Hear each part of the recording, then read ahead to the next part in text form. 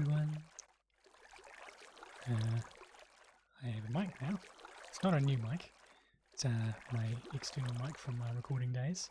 Finally got myself a cable long enough to connect it to have the interface on my desk rather than sitting on the mic stand. So it's a cardioid mic, so hopefully it'll pick up less of the background noise. Yeah. Fan isn't on because it's chilly today. It's nice. This music is distracting me. Let's let it distract you as well. Got desktop audio in this scene.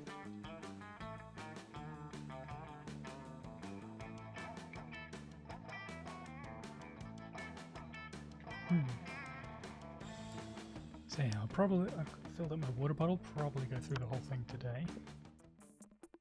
Just the me at the moment. So previously we played this one because we were only streaming for 2 hours at a time, but now we've got 4-hour streams, so let's see what the full game's like. Spooky high school, the sweetest years of our lives. Back then we were young and unafraid, sometimes reckless, sometimes brilliant, sometimes just stupid, but always willing to live life to the fullest. We were on a wild journey to discover who we really were.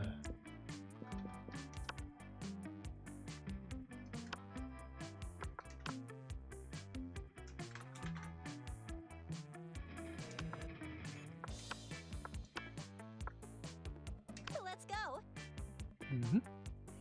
And we had yet to experience its ultimate challenge, the monster prom. I remember it clearly. 6 weeks were left, and as we fantasized about our dream prom dates, we were all scrambling to catch the attention of one of our 6 most charismatic classmates. Huzzah! Miranda Vanderbilt, a sweet mermaid princess who was as cute as she was genocidal. Good voice for this one. Damien LeVay, a fearless demon with a taste for destruction and a love of fire. Scott Howe, a werewolf athlete who compensated for his rather small brain with a stupidly huge heart. Liam de Lioncourt, a hipster vampire whose standoffish demeanour hid that he was truly a lovable dog. Yay! Polly Geist, a party ghost with an insatiable hunger for all the wrong things. What? And Vera Oberlin, a mean self-made Gorgon with a merciless sense of business. It was clear it had to be one of them, but who? We only had 6 weeks to choose our prom date, and even more daunting, we only had 6 weeks to woo them and conquer their heart. Is this picking up my mouth? I've got a pop filter in the way. Okay, so I need to, stay up here. But as I already said, we were young and unafraid, and we were ready to start. Welcome to Master Prom's stupidest pop quiz ever. All minds are rotten, but they are rotten in so many different ways. Worry no more, we're now using our PhD in rubbish to diagnose which kind of deviant sicko you are. Master Prom's stupidest pop quiz ever, TM, will throw a bunch of absurd questions at you and turn your answers into your character's stats. This way, each of you will start by having stats that better reflect your true selves. Let's start. School is outdated and lame. We need a new school subject ASAP.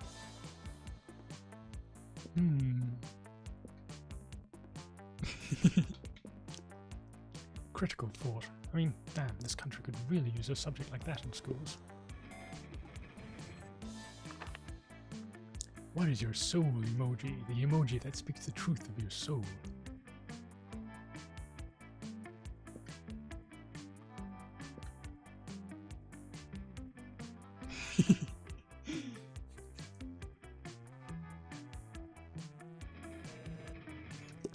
Snowman, because that guy's in the middle of a blizzard and he's smiling.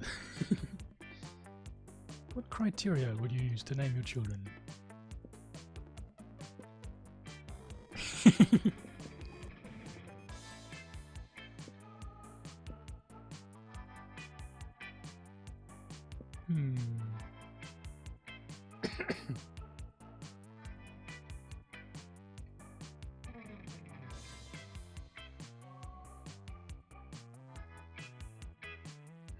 tossing up between these two.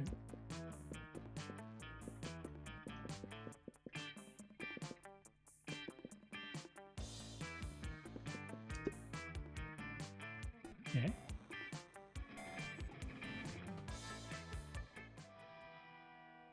Let's go. All right. Pretty good stats. Where shall we go?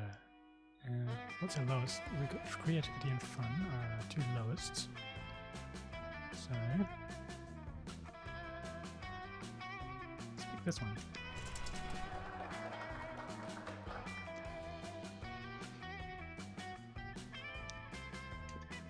Your performance is intense and inspiring. It will be remembered for generations, which is pretty rare by high school-based standards.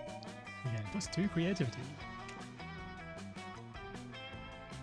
Later, you have Vera and Liam in a heated conversation, which seems to contain some pretty explicit language, so you naturally go to eavesdrop. Speaking as a male, I can say that even I grow weary of the infantilizing monotony of the male gaze.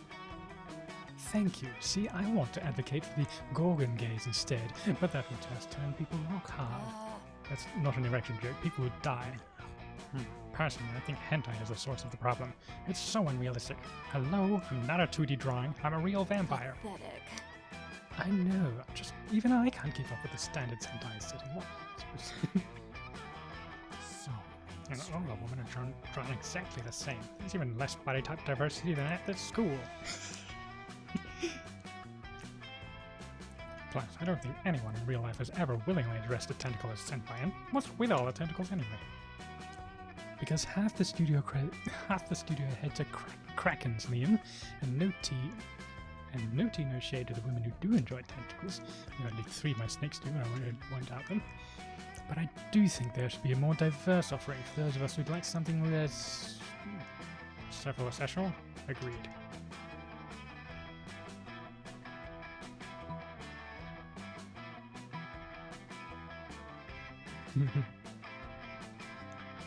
Ties should be more artistic. We draw explicit scenes in the style of great artists such as Picasso and Magritte. Aha! Now there's a fresh idea and an untapped demographic. I have no doubt there are scores of monsters itching to combine gratification and art history. Not bad. I can see it now. Picasso-esque tentacle beasts with off-kilter tentacles coming out of their eyes and mouths. Surrogate females made up of thousands of little dots. Nipple I see or a stipple? Shagal videos. What is Shagal? Shagal. Monsters beat in blue and blue. That's perfect. They'll be so busy appreciating the artistry, they'll have no time to objectify the subject matter. Thank you, Monday. You rock our world like classic mashups. They hurry off to discuss further ways to get off to art, improving the world greatly for them, for you, and for all lovers of art classics. You gain +2 smarts and +1 creativity. Neat.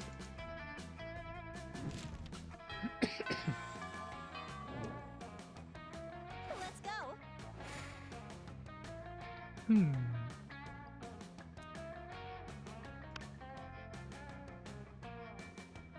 Oh, there's the shop there. Let's see.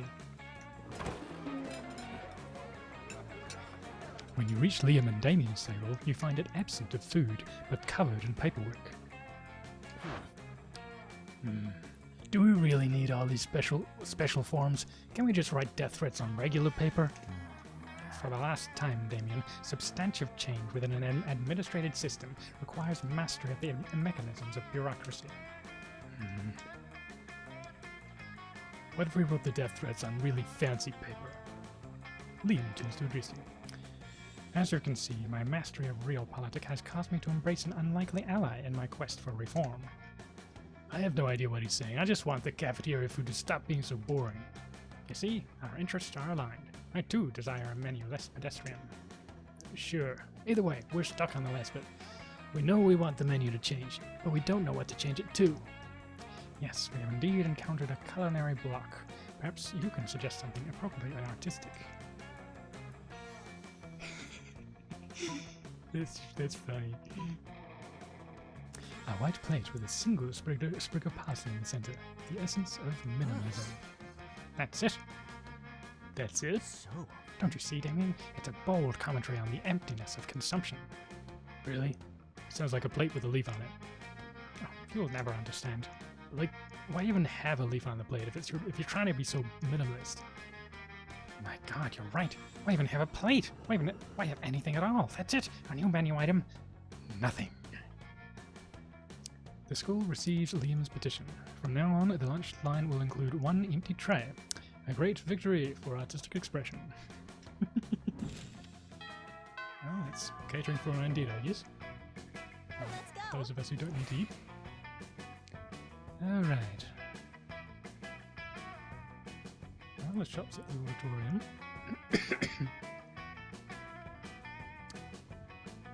Yeah, let's eat there. Give me your money. Yeah. Let's face it, you're probably going to end up losing your money in some stupid way anyway. Why not spend it here first? Just called being smart. Motivational poster. Crafting your art requires years of hard work, education from great mentors, and tons of raw talent.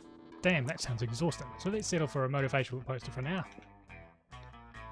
Yeah, I'm selling a corpse. It's like some kind of fashion accessory. Not as if I'm trying to dispose of it. Fake tattoo. There's flames and a skull and even a knife. With this you can murder your enemies, go to prison, make everyone a slave, and then murder them too. Go to some kind of super prison. Street cred plus 9,000. Dragon Eat, a classic. So cheesy and stupid that you really just can't stop reading it. Never thought I'd say this, but now I'm super into dragon ads. A Russian novel with an insightful approach to universal matters such as love and death. You sure about this? You can always use an online encyclopedia to get the general idea and still have it active as if you read it. Literally just a white blanket with 2 eye holes in it. You'd have to be an idiot to mistake this for a ghost costume, but most of our classmates are idiots. See, I'm wise enough to know when a gift needs giving. Yeah. Why? The hardest thing is being yourself, honey. But I'll add an accent as a close second, to be honest. Remember when these used to be cool? Now they aren't, but they're so ridiculous that they're still fun in their own twisted way. High school social life is so hard nowadays that RNP agent is totally a thing. The power totem of Asgard, ruler of the Dark Realms. I'm not quite sure if it's safe for the school and the entire fabric of reality to sell this to high schoolers, but a girl needs a new pair of boots. So,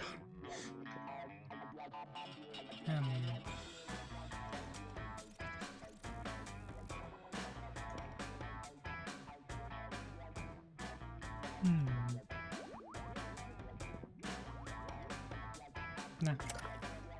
Oh. I hear this. You get the whole point of running a business like this is to sell stuff to people, right? I think you're missing the point, sweetheart.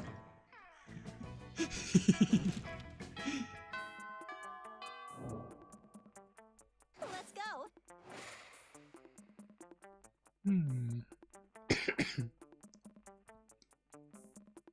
Let's have some fun.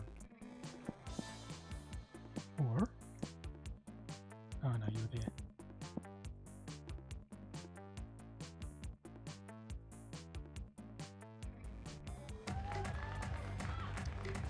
That day during recess, you start a half-hour rave that goes full crazy. You have no idea how it escalates so much, but at one point there are like 300 people. Someone summons demons from a nightmare dimension. The consequences might distort the fabric of reality itself, but who cares? It's a rad party. You gain +2 fun. You notice Liam and Damien talking to each other. Maybe you're a little jealous, so you decide to join them. I know, right? The entire concept of slaying is barbaric, radically motivated, and deeply rooted in an abhorrent colonial mindset. And their outfits black on red? It's like bad cosplay as a fashion statement. I'm just pissed that they get such a cool name. You know, if I murder a dude, I'm just a killer, but if one of them murders one of us, they're a slayer. Slayer is a metal band, the Killers is just post-pop. There was a time when I hotly debated the genre classification of the Killers with you, but they're popular now and so are obviously garbage. The same goes for Slayers. Someone really ought to put an end to this archaic practice. You mean by murdering all the Slayers? We've tried that, Damien. We've been trying that for literally centuries. No, what we need is a new initiative. Something fresh, something modern, something like... Liam seems to be drawing a blank, but you're not. Your idea is simple yet effective. It literally just said that. A massive PR campaign letting people know that every cool person in history was either a vampire or a demon. You had me at massive PR campaign. And you lost me a cool person, but then you got me back with history. Oh, I can't wait to educate the ignorant public. For example, did you know that Caligula and Jack the Ripper were the same vampire? Yeah, everybody knows that. But you know Virginia Woolf was a demon? Ah yes, A Room of One's Own was originally titled A Doom of One's Own. Oh, I've got so much research to do. Come on, Damien, let's go to the library. You've doomed Damien to his own personal hell, but Liam's on cloud 9. You gain +2 smarts and +1 charm.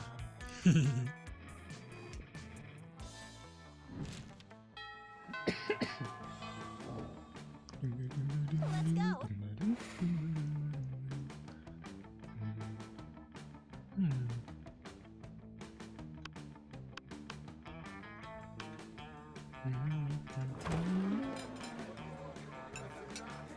You find Liam taking a picture of his food, and Scott taking a picture of also Liam's food?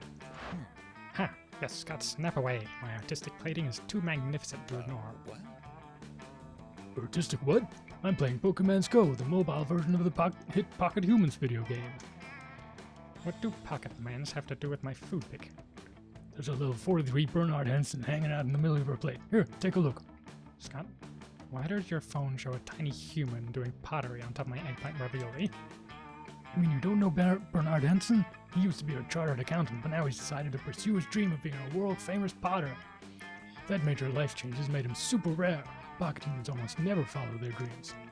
Well, I don't care how rare he is, his presence is spoiling my pristine food pick. Spoiling it? Pocket humans are way cooler than a boring old food pick. You take that back! Uh-oh, tempers are running a little high. Looks like it's up to you to settle this dispute.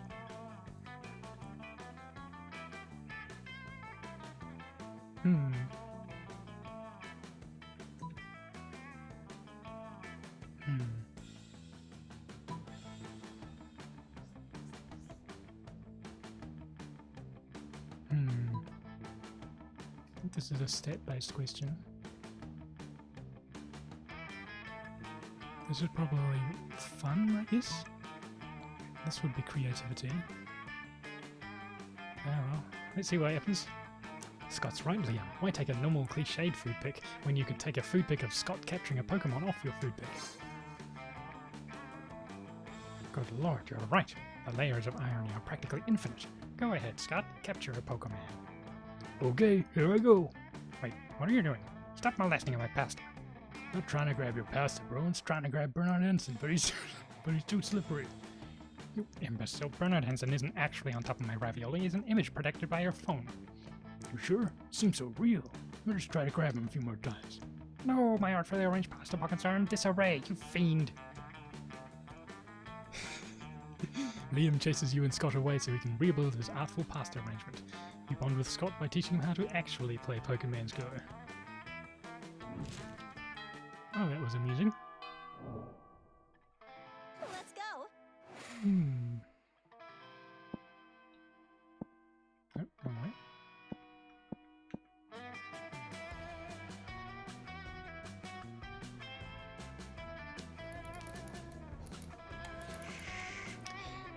That day you spend some time on the library's PCs, sending malicious spam emails in the hopes of stealing other people's money. Doesn't sound very nice, but who's really the one to blame if they respond to such a blatant scam?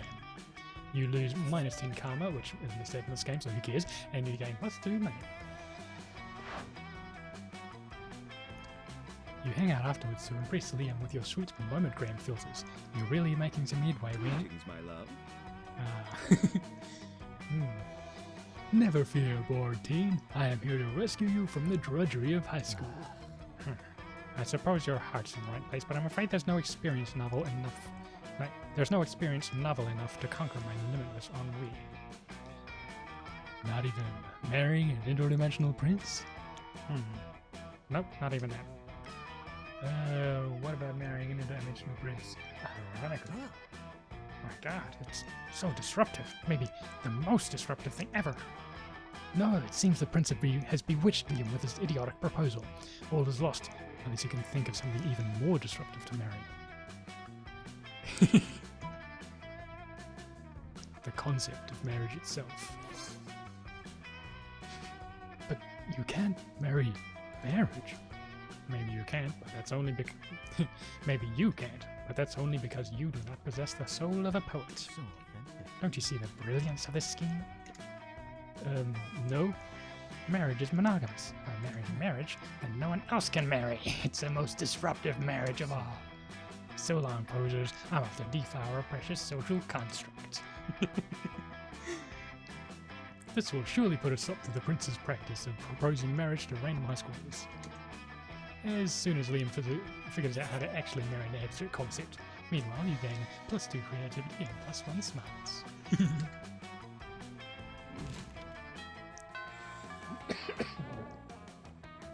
Let's go.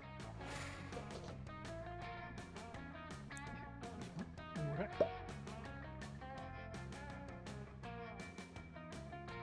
Leaky bottle. Bit hard to reach the water bottle with the mic stand in the way now.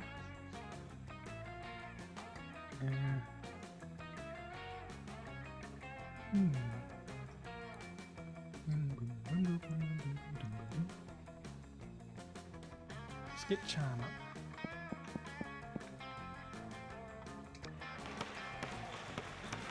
That day, an epic dodgeball match takes place. Everything seems lost, but you deliver an inspirational speech that fuels your team's spirit, leading to a spectacular comeback. You're clearly a natural-born leader. You gain +2 charm. But Liam isn't paying attention to any of that. He corners you afterwards to lecture you on moment filters. What no one seems to understand about filters is that they're not about making pictures better. They're about making pictures browner and harder to see. That's why I use my own proprietary filter for almost all my photos, Infinite Taupe. Probably also why I only have 6 moment brain followers, but we all must make sacrifices for our art. In any case, I have to go. There's a dead rat in the parking lot I simply must document. This subplot again. As soon as Liam's gone, Miranda peeks out of an air conditioning duct. Goodness, this situation is even more dire than I thought. If Operation Make Liam Popular Again is to succeed, we must get started immediately. What's that? Why, yes, of course you're part of my operation. I unwillingly force people into my service all the time. Oh, you want to know why it's called Operation Make Liam Popular Again? Well, he's been alive for centuries, right? I'm sure he must have been popular at some point. I'll check the history books later. There's no time now. Phase 1 is getting Liam more Momogram followers. I took the liberty of having my royal spies discover the password to his account so he can give it a total makeover. But what to do?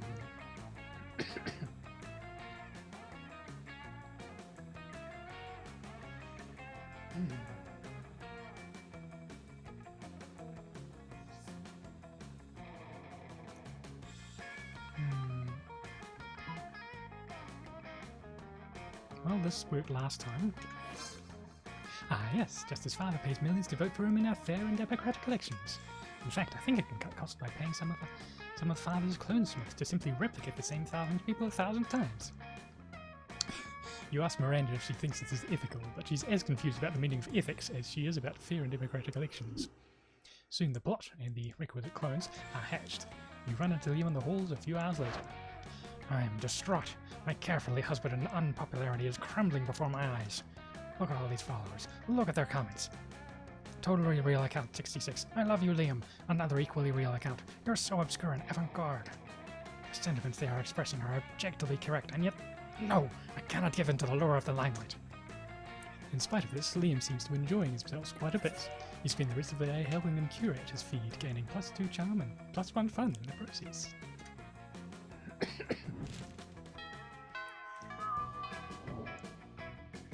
Let's go.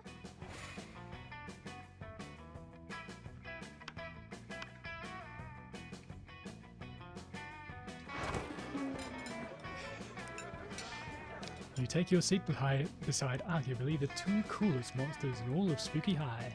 He's hoping he can keep up with them. Vera, are you eating manticore steaks again? Yes, and it's delicious. Don't you know the amount of cruelty involved in the mainstream meat production industry?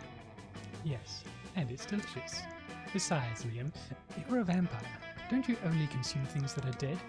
Well, yes, I suppose, but it's always ethically sourced, organic, free-range, and human. The human population is out of control, and eating them is the most environmentally responsible thing to do. Listen, Liam, I happen to have a personal feud with every single animal I eat. I make sure to meet all of them first and ensure that I'm devouring only the ones I hate the most. It makes it extra tasty. Well, then, surely you can inflict such pain without going through the cruel meat industry and supporting factory farming. Isn't home cruelty better anyway? You may actually have a point there. And if I get my hand in the pot, I can inflict even more effective and specific pain.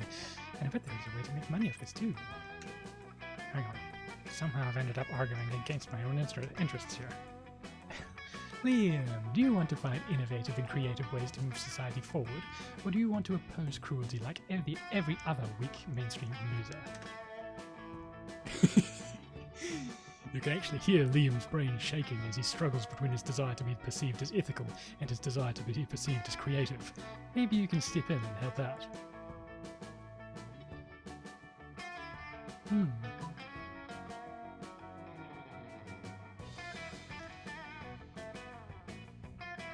Okay, this is probably smarts. This would be money, I guess? Let's try this one. Liam, animals are already suffering from ignorance. If Vera wanted to increase their pain, the best we can do is to teach them the concept of death so they really fear their fate. Let's educate cattle on metaphysics.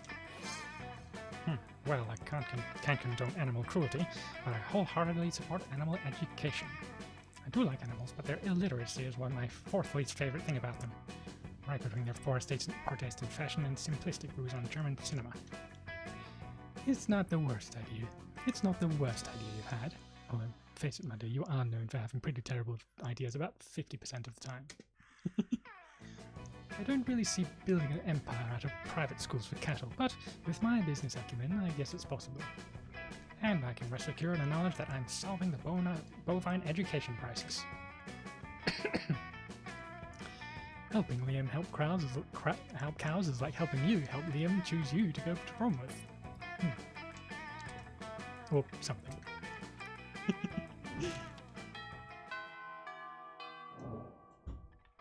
Let's go. Boldness is our lowest stat now. This one. Oh no, you're there. So, no stat increase there, so...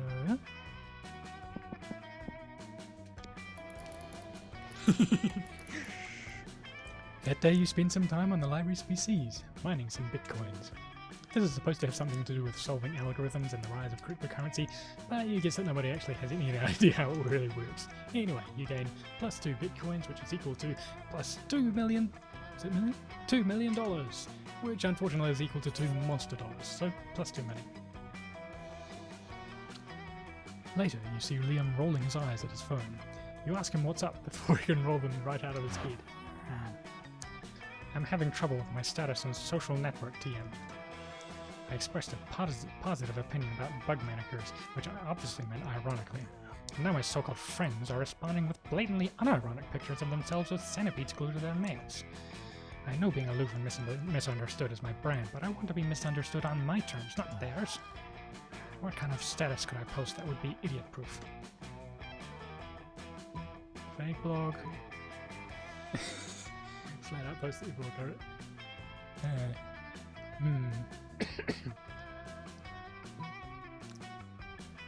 Boldness, probably, or fun.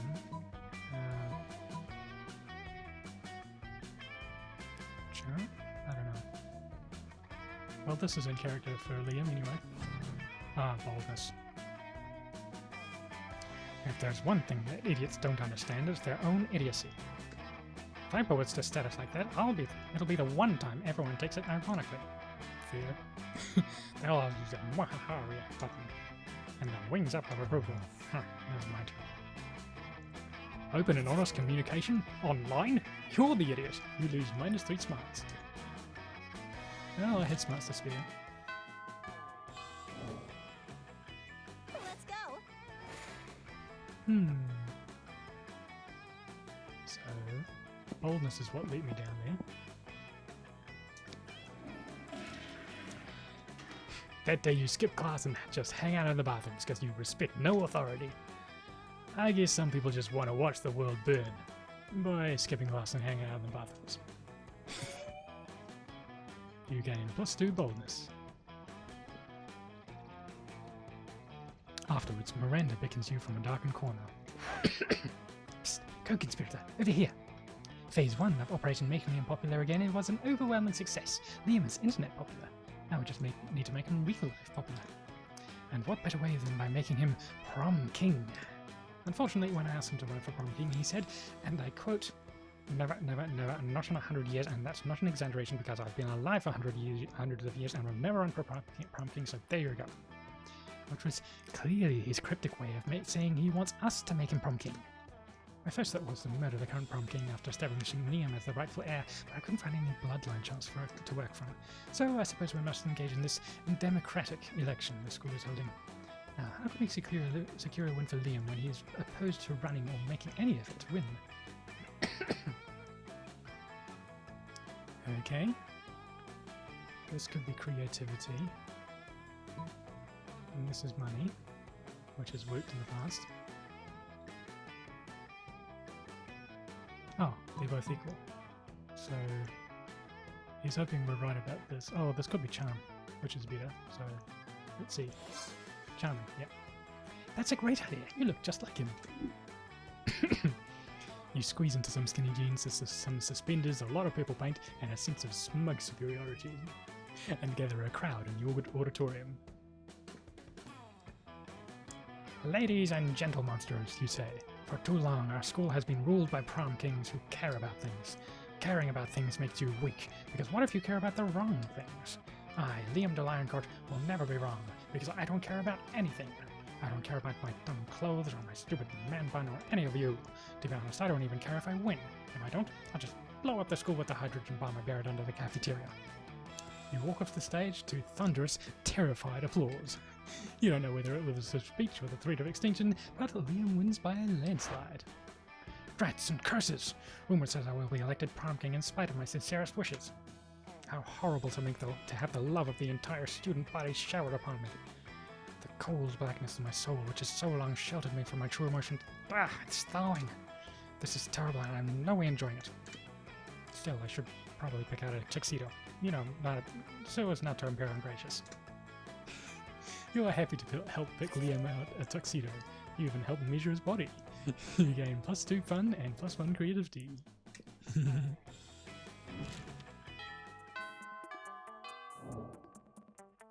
Let's go.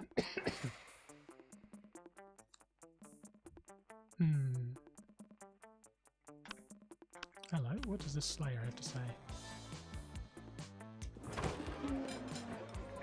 You've just sat down to eat with Damien and Liam? Well, to eat with Damien, Liam's just taking pictures of his food. When a leather-clad figure drops from the air vent onto your table, it's the Slayer! Prepare to die! Lunchtime's over, dirtbags. Time to die. This always happens. What voice did I use from? This always happens when we sit together. Your death-based rhetoric is offensive. Don't spoil my food pick. Oh, I'll spoil more than your food pick. No, this is the same voice as Damien.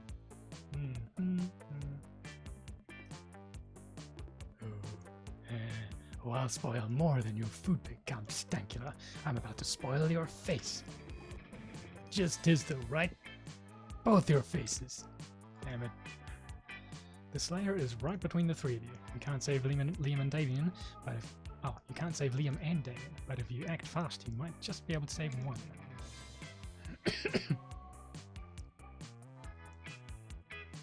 Okay. Murder Damien with the Lord's Prayer while Liam escapes, or flip the table. Boldness. Oh no, smarts. Let's try this one. You launch into a hearty rendition of the Our Father. You've done this loads of times. It's not that the prayer has any kind of magical effect on Damien, he just can't resist criticizing it. Okay, first of all, he's not our father. I've got 2 dads, and neither of them is a holy asshole in a stupid cloud palace.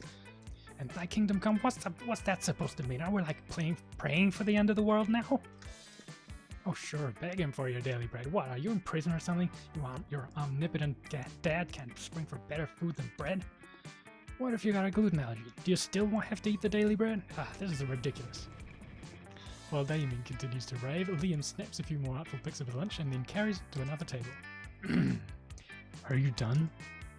Almost. I have a whole bit about the multiple papal revisions that's really vicious. Close enough. Eat holy water. You can't eat a liquid, it's... Damien has a hard time forming any more iconoclastic opinions with his flesh on fire. He flees the cafeteria and you retreat to sit at Liam's table. Now that he's done taking pictures of his food, he even lets you have some. This has been a real bonding experience. Let's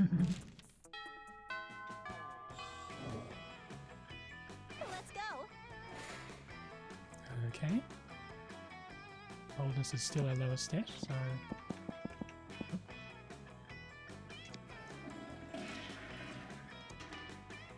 That day you skip class, intending to spend the term in the bathrooms. But you encounter 3 wild hyenas on the way there. Who runs security here? Anyway, you subdue them with the help of a hair comb. God bless the monster scouts and all the idiotic scenarios they prepared you for. By the time you get to the bathrooms, you've totally gained +2 boldness. There's a great commotion in the bathroom, as there usually is in the school's coolest hangout. You see Miranda, Liam, and Scott all crowded around the mirror. Ooh, right there, right there! You see that spot right there? Don't poke me, Scott. No, I don't see. That's the whole point. Vampire, remember? No reflection? How horrid it must be to not to gaze upon your reflection for hours and hours each day. I have servants whose job it is to hold up mirrors for me, and their second set of servants who hold up their arms so they don't get tired. Ooh, good point. Liam, maybe you need servants. I could be your servant for the day. I could hold your mirror real good. It doesn't matter who will be holding the mirror, I won't have a reflection. All I want to do is see the spot where I'm considering putting a double helix triple gauge real faux chimera scale cheek piercing. It needs to be at least half a centimeter left and 3 centimeters down from where anyone else would pierce their cheek. You don't need a mirror for that. I can just pierce it for you right now. You trust me, right? Right? Anyway, there must be some way to inspect the potential spot, even sans reflection.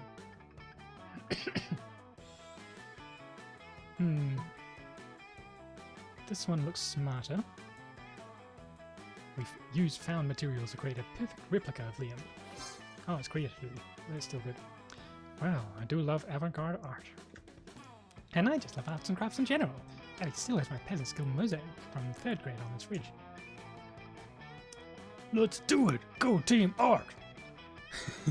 Scott grips a middle bar off the wall and begins to bend it into a vaguely humanoid form. Miranda inserts an absurd amount of gold into the tampon machine and uses it as supplies to get to work, replicating Liam's outfit.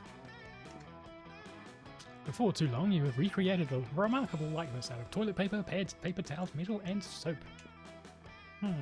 It's a very good-looking figure, I must admit. So the piercing will be right about here, or here, or here, or... No piercing. Best not to mess with perfection. But it is good to see my reform, nonetheless. And you all, well, you made yourself pretty useful. Love you too, little buddy. Wings. You gain +2 charm and +1 creativity, and could probably open a sculptural business with Miranda and Scott.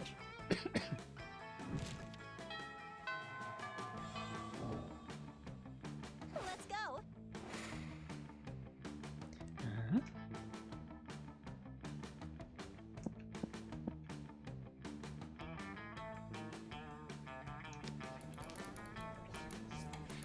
That day you spent some time on the library's PCs, playing some good old online poker.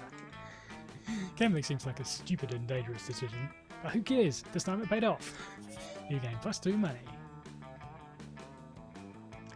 You hear a cry of anguish. It sounds like several of your friends getting their asses kicked at a video game. And it is. You find Scott, Damien, and Liam and the Slayer? They're playing Federation of Fables, the infamous super competitive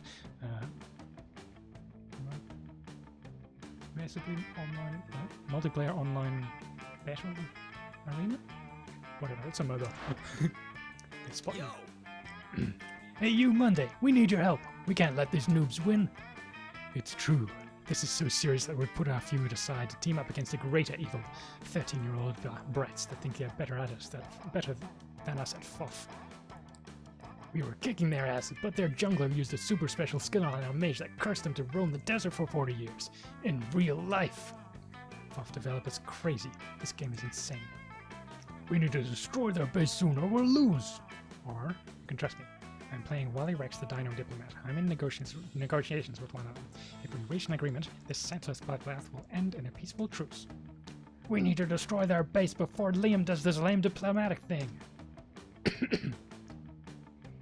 I'm Joe the Hole Digger. I'm digging holes to see what happens. I might find a bone. That won't help us in any way, Wolf Boy. Not if I can't find a super cool bone. Come on, Monday, join this alliance. Let's fight the good fight. Now, it all comes down to making the right choice. Which absurd character will be the game changer in this match?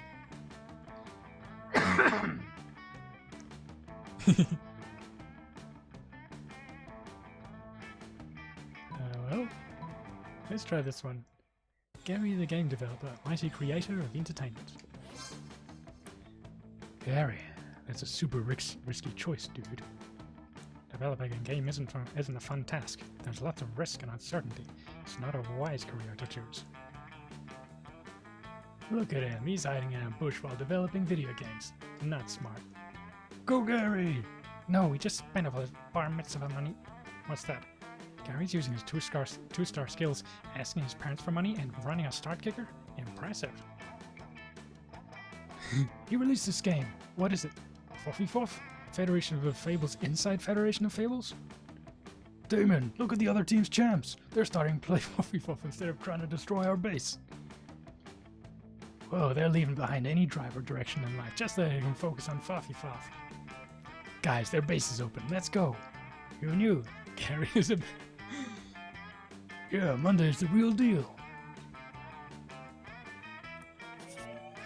Everyone is so stoked for the victory that they forgot a classmate of yours will be roaming the desert for 40 years. But you gain +2 fun and +1 smarts. And I need a drink. Oh, Damien Scott and the Slayer. Let's go.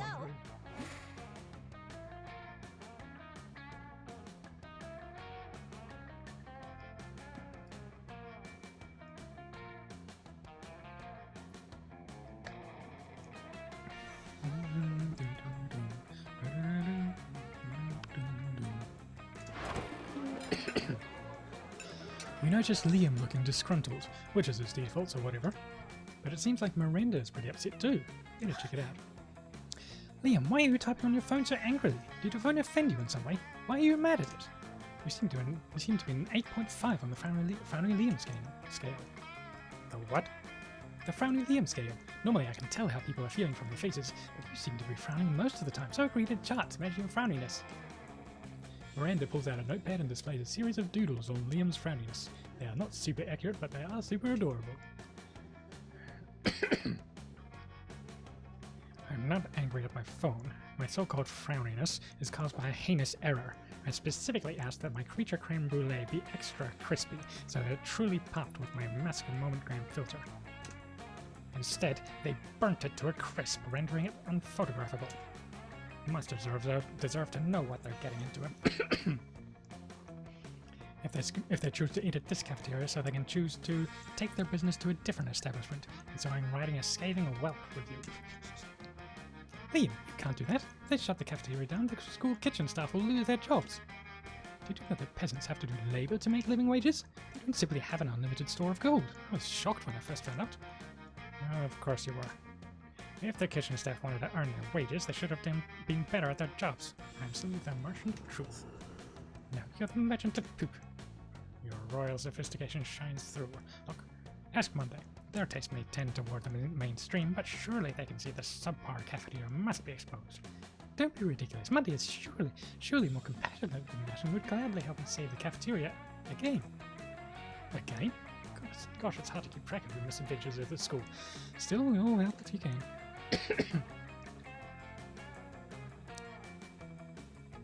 Hmm.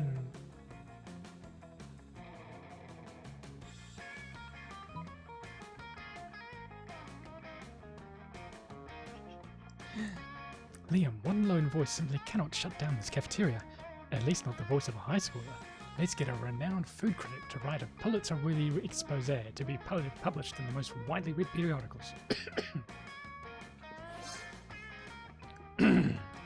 Excellent idea. I am an incredibly intelligent and passionate person with tons of humility, more than enough to admit when a professional's help may be of use to me.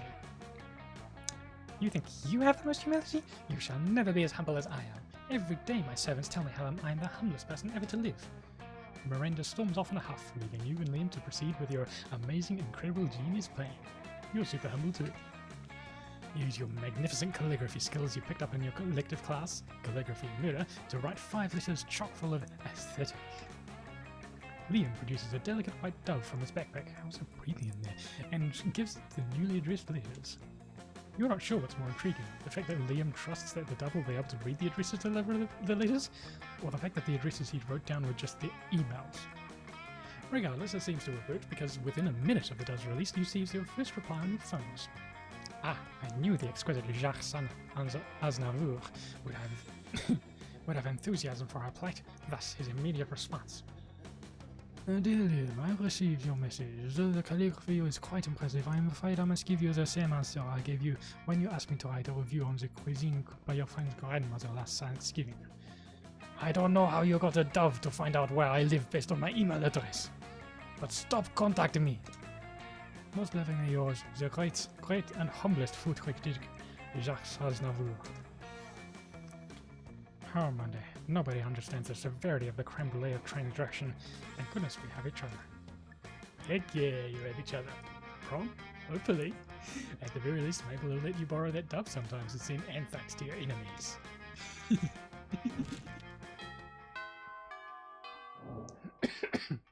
Let's go.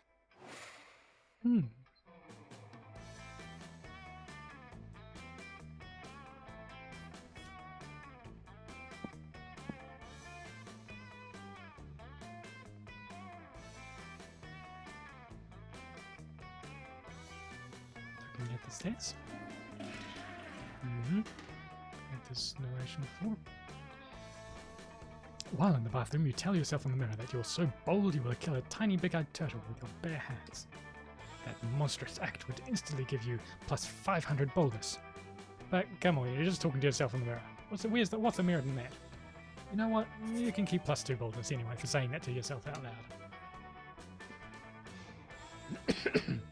Once again, your lack of boundaries forces you to check the stalls. One day you'll see Coach on the toilet. That'll teach you a lesson. But no, it's Liam. He has a whiteboard, a selection of markers, and a very concerned look. A succession of clues with a surprising outcome? No, too pedestrian. A spell to cause diarrhea? No, might not waste it. Might not make it through while writing it. Liam was here. Is it cliche enough to be vintage yet? Ugh, I hate writer's block. There's nothing worse than an empty star wall.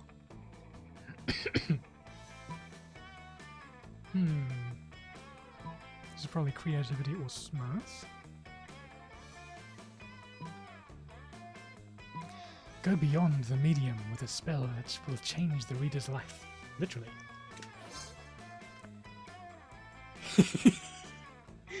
As you write the spell, you both activate it and accidentally transform into truck drivers from Alabama. You spend the evening driving in circles around Nashville because neither of you trust GPS now. That was transcendent. I've never felt so lost and forlorn. This is like slumming, but not so mainstream. I mean, I even forgot what mainstream was. I just wanted to smack you with a beer bottle. That was totally worth getting on an APB in Franklin. And get plus 2 boldness and plus 1 smarts. Let's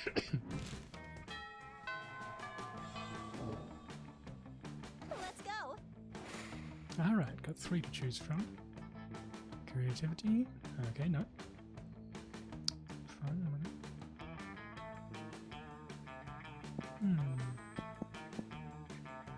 It's 2 o'clock.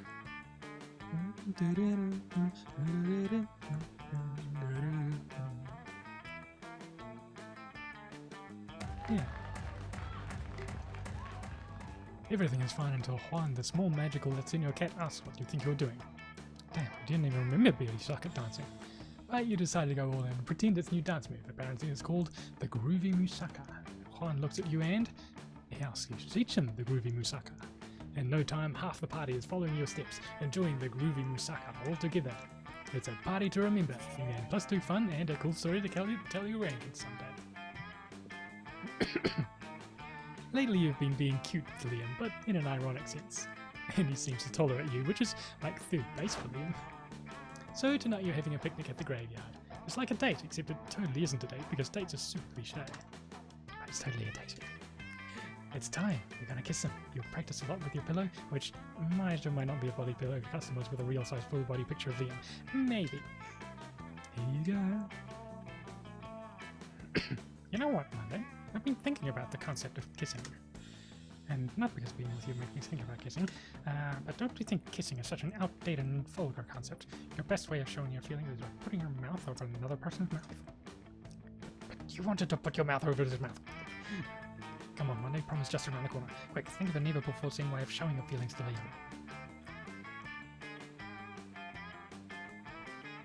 Liam.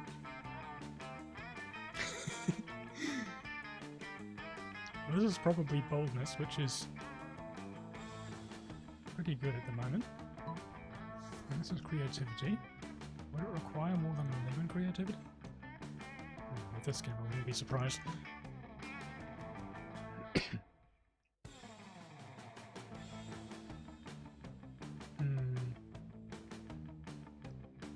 Being figurative is for cowards. Real winners are always literal.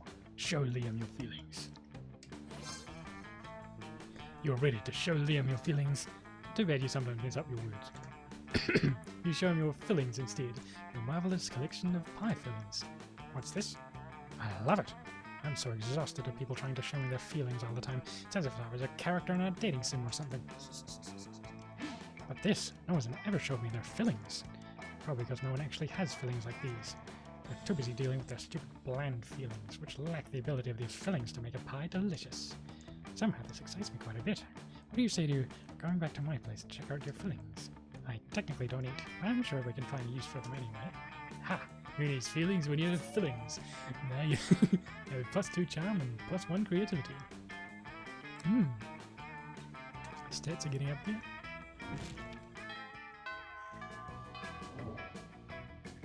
Let's go.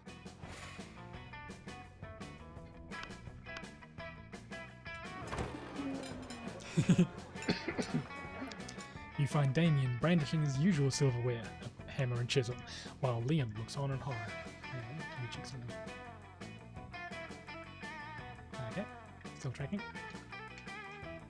Thought the extra load from the HUD interface might mess up with the tracking.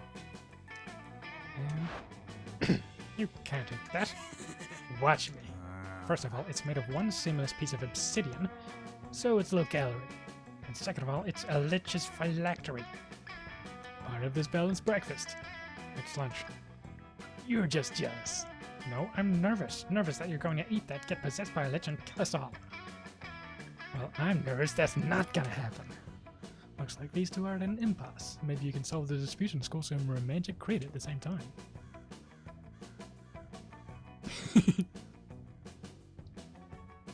Damien, don't eat it. You won't have room for all these baby seals I brought you. Baby seals? Give them to me. I can already taste the cruelty.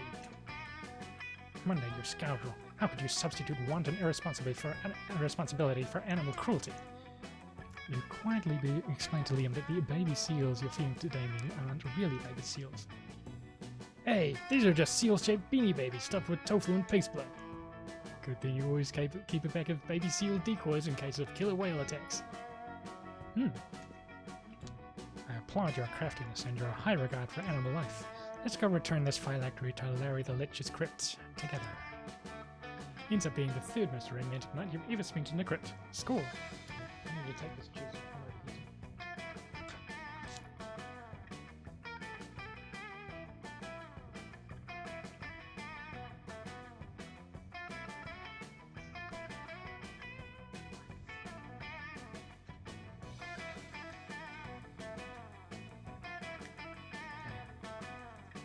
Problem with wearing a loose shirt under a jersey. Wants to come off with the jersey.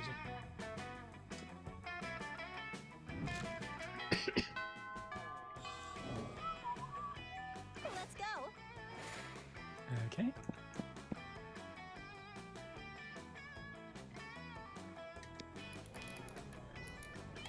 Better you spend some time on the library's PCs, managing your start kicker. You deceive lots of people with a sensationalist video and your impossible promises. Nice. You gain plus 100,000 money, but almost everything goes to cover costs, and you keep only 2 money. With that out of the way, you hurry away to your secret meeting with Miranda. How majestic. Well done, co-conspirator. Operation Make Liam Popular Again is a rousing success. And for the record, I did discover that Liam was popular for a 3-month period in the early 16th century, so the name fits. All that remains is for us to wait for prom and celebrate your deception. I knew it was too good to be true. My idiosyncrasies are marketable, but they aren't marketable. This was all a cruel joke, wasn't it? A bet between 2 popular kids that couldn't make an outcast loser into prom king. Well, guess what? The circus is over, and this clown is climbing into his tiny car and going home. Along with like 12 other clowns if they've been for holes, which it doesn't. It was a bad metaphor. Goodbye. No, Liam, I wasn't trying to be mean. I don't have a mean bone in my body. I don't even have bones. You might check that affirmation out later. Oh, fish sticks. If we don't do something to fix this, all our hard work and substitution will be for naught. But how can we make amends? Surely not with some sort of overwrought romantic gesture defying all logic. You tell Miranda not to worry. You've seen plenty of teen rom-coms. You know how this part goes. Okay. Money and charm? Or boldness? Or creativity? Oh, it's creativity.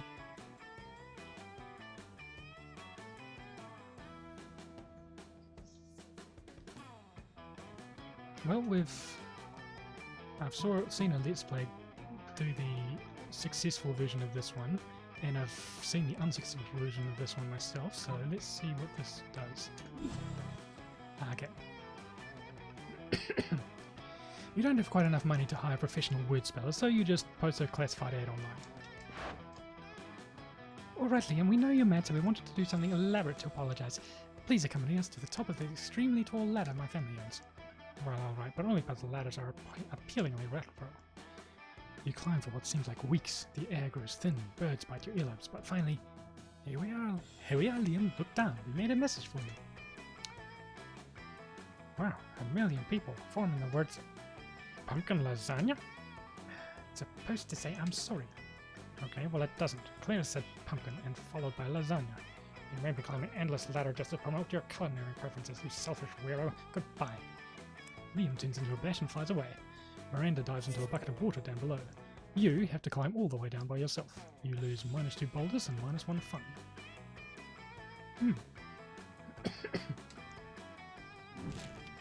The monster prom draws near. Who will you ask to prom? Let's have a look. How ironic. Let's go. You finally pluck up your courage and ask your beloved to go to the monster prom with you. You and me? I'm not attracted to you in that way. Actually, I think the only way I'm attracted to you is through the tiny gravitational force that your body has as a solid mass. That's something, right? Prom? Damn, you're bad at interacting with people.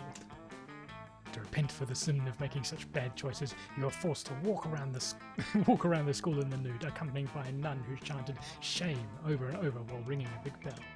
Classic. Old pond. A frog jumps in. The sound of water. Okay. That was an hour and 10 minutes.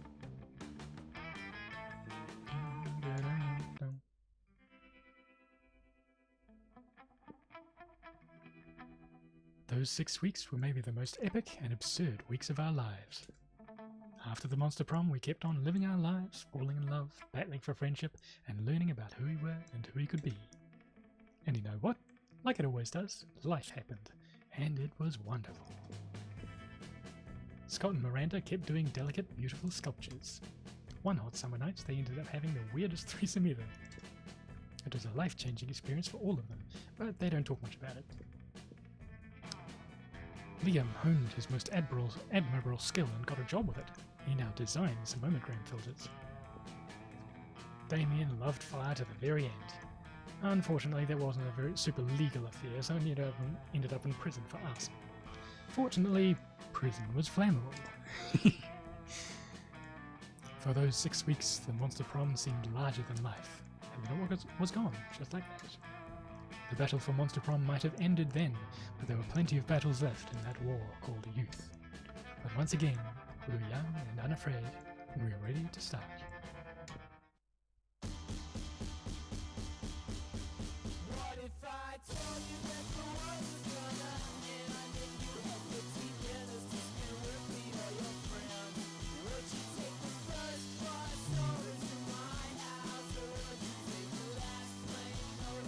It's cool seeing the developers' monster songs.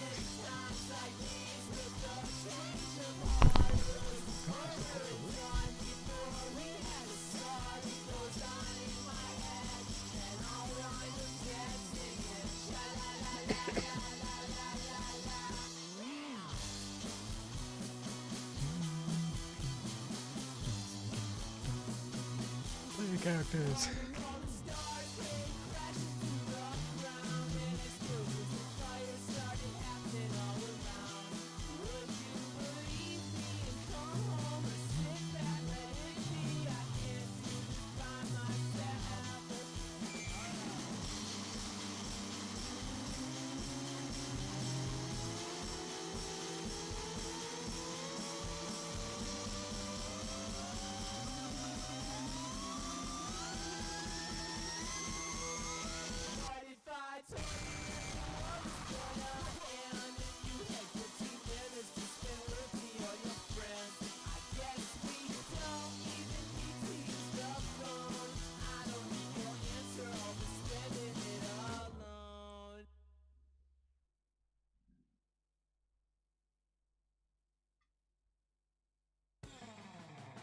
Three new images.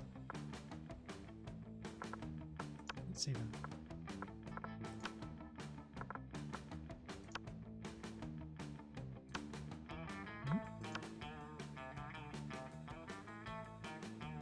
Does it say which images are new?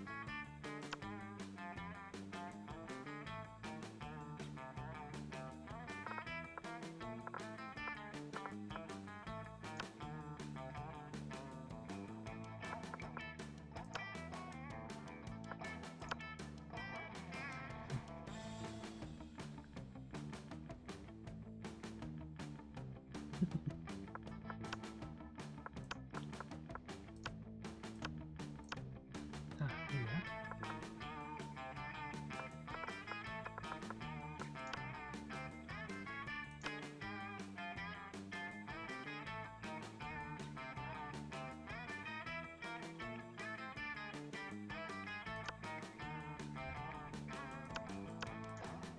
Cool.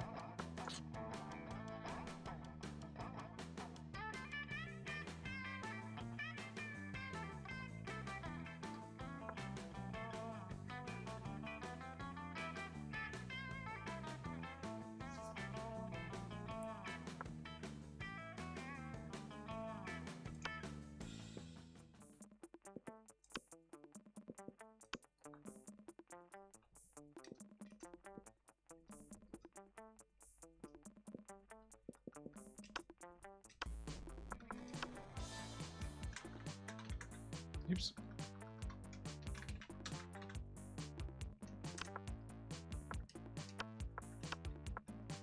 Sweet!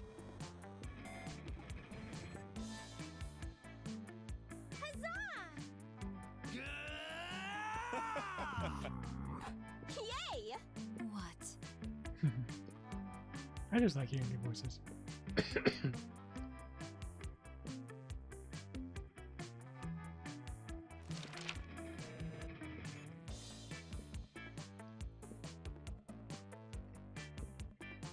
Let's start. Which god do you pray to each night before sleeping? Bring Scarlet. Let's just read out the one we pick.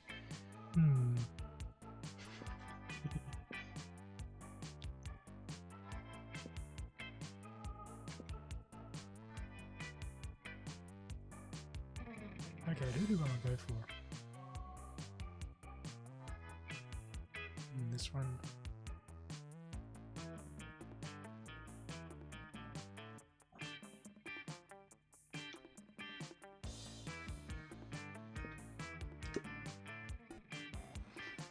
Looks like we're going for smarts again.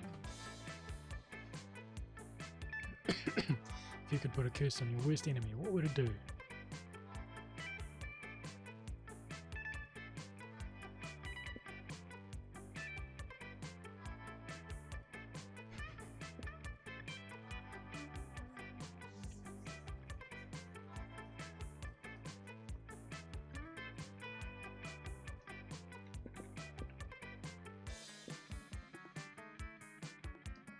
Curse them to fall in love with a wonderful person and be happily married for years before they realize that all this time their partner was a wild panther in disguise.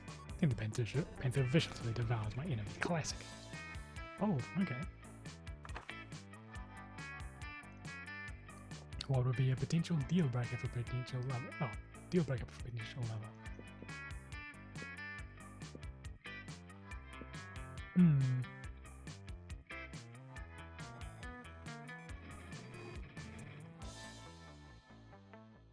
So who's who?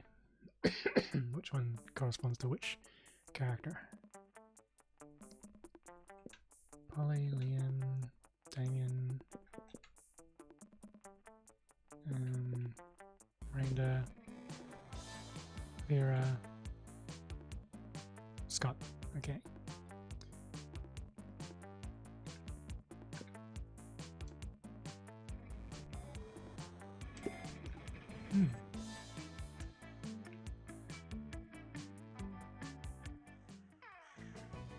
Let's go. Okay. So if we're going after Vera this run, we'll want money. Or maybe Charm. Charm is very low actually.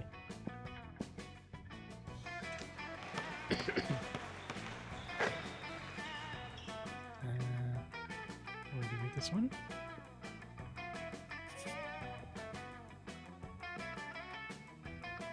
Oddly enough, you notice Damien and Vera having some kind of business meeting.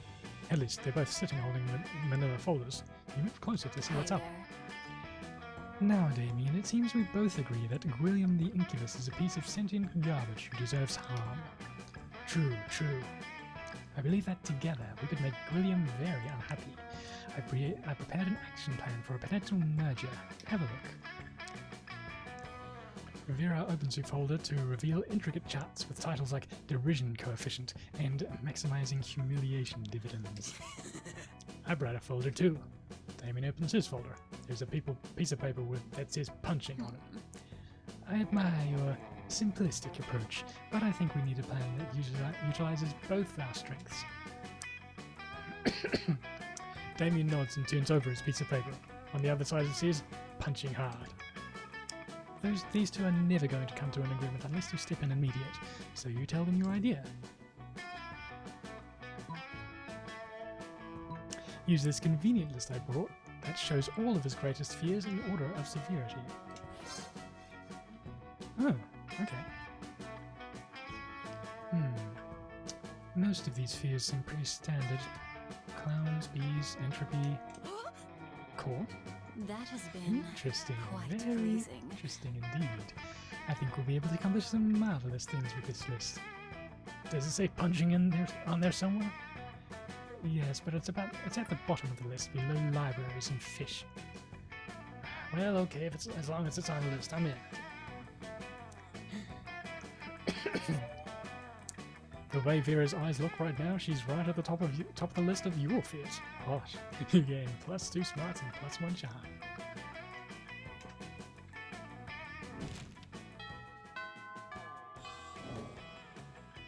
Let's go.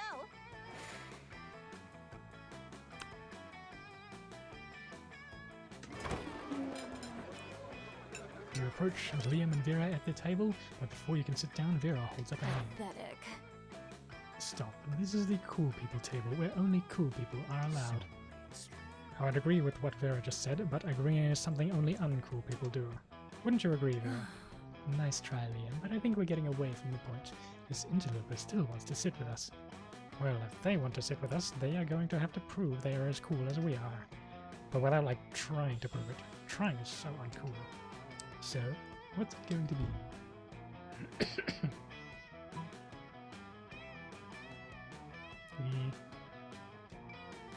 This might not work.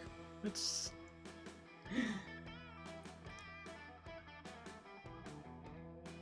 Let me ask you this. Would an uncool person be giving Vera $50 monster right now? Okay, that worked. Okay, you're cool. What? Money can't buy coolness? Really? Let me consult my list of things money can buy. Let's see. Ore, organs, obedience, and there it is, coolness. Why were you looking in the O's for coolness? It's up on C. Why is coolness in the O section of your list? Because it's not a real list. I pretended there was a list in order to mess with you. Okay, that's pretty cool. Speaking of cool, while I can't currently accept cash for campaign finance reasons, I will remember this favourably in the future. Not bad. Perhaps I'll call on later for other favours. Well, you don't say that because that is not a cool thing to say.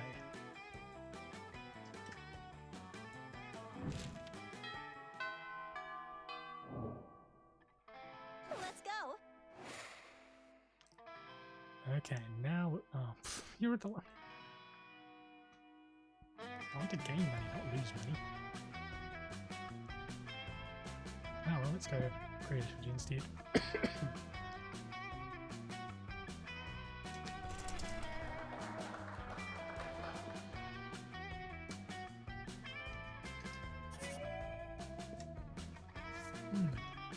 Later, you see Miranda and Vera cornered by the Wolfpack, who are watching them like a pack of wolves.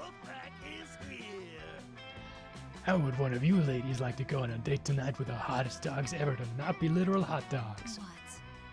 I wouldn't at all. What a This is not at all how I like my courtships to begin. Where are the jewels? Where are the flowers? Where are the bloody heads of my enemies? Oh man, we'll show you courtship on the court, where we win on the court at sports. We'll show you sportship courtship. Every time I think the guys at the school can't get any dumber. Oh, I get it. You're both shy. Don't worry, our barks are worse than our bites. Except when we're doing sports, because then we bring it. Yeah! But if neither of you have the confidence to say which one wants to go out with us tonight, we can just choose for you. Yikes. I'd be relatively well-intentioned, but you should definitely step in and save one of them.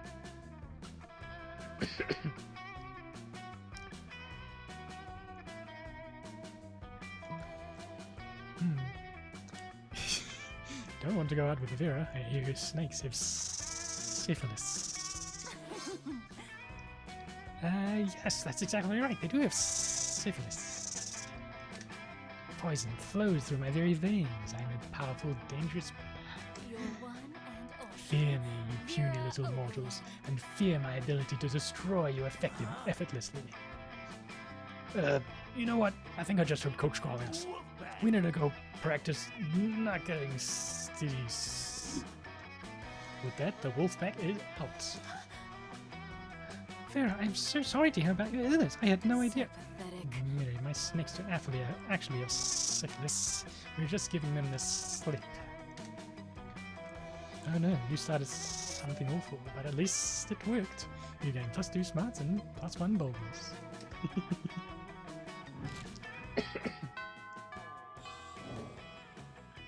Let's go.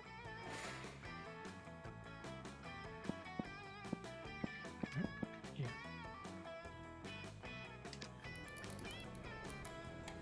Mhm.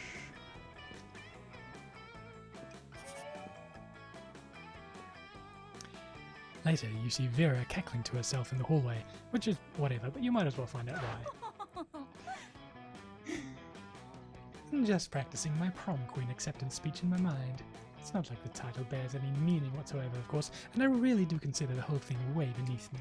However, considering how much meaning other girls put on it, I can't risk thinking she's better than I am. Plus, it's not bad branding either.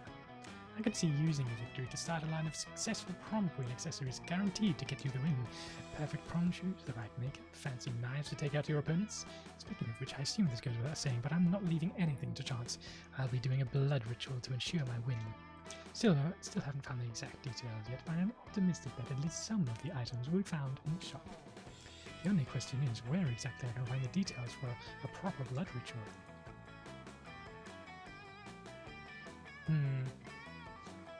So it's a stat-based. I imagine the Coven would be opposed to this idea. Actually, research the enemy. This might be smarts or fun. Oh well. Oh, right, good call. Sometimes you get so caught up in the grand scheme of exploiting blood magic to secure petty victory that you forget about the little things. You and Vera scamper over to the library to put the school's computers to good use for once. For real, does anyone at the school use school resources for educational purposes? Let's just search blood magic to guarantee prom queen victory over base to maintain social status. That's pretty clear, right? Couldn't possibly be clearer. Seems like we're going to need the blood of a former prom queen, the tongue of a goat, and the earrings of an ancient goddess. Not exactly stuff that's going to be lying around, but when you're destined to be prom queen, you make it work. Not that I'm destined to be prom queen, or I wouldn't have to do blood magic in the first place. But hey, when you want to achieve greatness, you make your own destiny.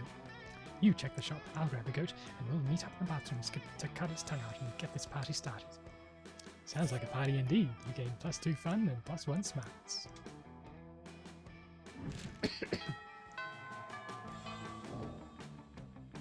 Let's go.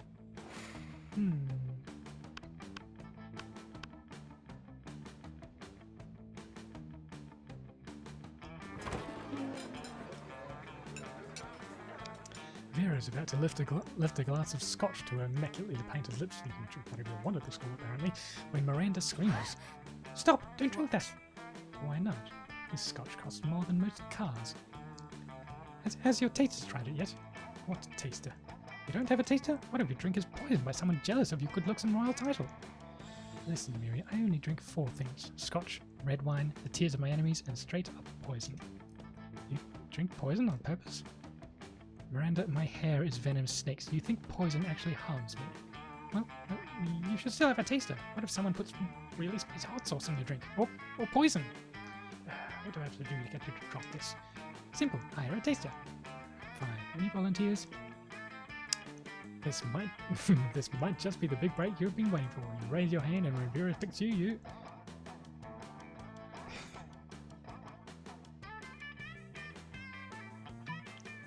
Pretend to be poisoned, terrifying Miranda and amusing Vera. You shoot Vera a wink, take the tiniest sip of your scotch, and then... No, stop vomiting. How will you be able to taste poison if you're too busy foaming at the mouth and vomiting? You fool, they are poisoned. You fool, they are poisoned. Run and tell the authorities before this poor sap's face melts off or something. Oh dear, oh my, no good at crisis situations. Curse my uniformly pleasant childhood. Miranda faints with the utmost drama. If there's one thing princesses are good at, it's fainting. That was hilarious. I should put poison in my scotch more often. You can stop vomiting now, by the way. She passed out. Oh, do you need the antidote? Oh, right, here we go. Because it should let you know the scotch was actually poisoned. Oh well, how about we get ice cream to make up for it? Your stomach's still too weak for ice cream, but you're never too sick to spend some quality time with Vera.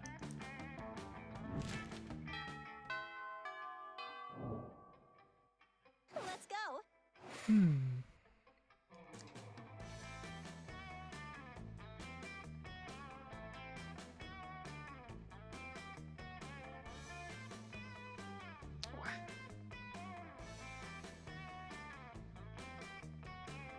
I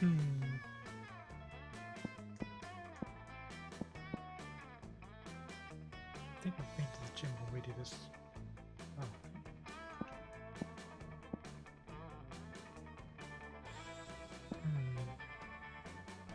Or to the shop.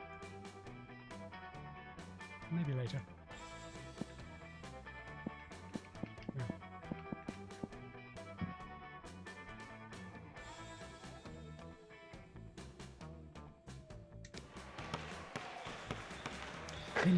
Many people fall during the battle.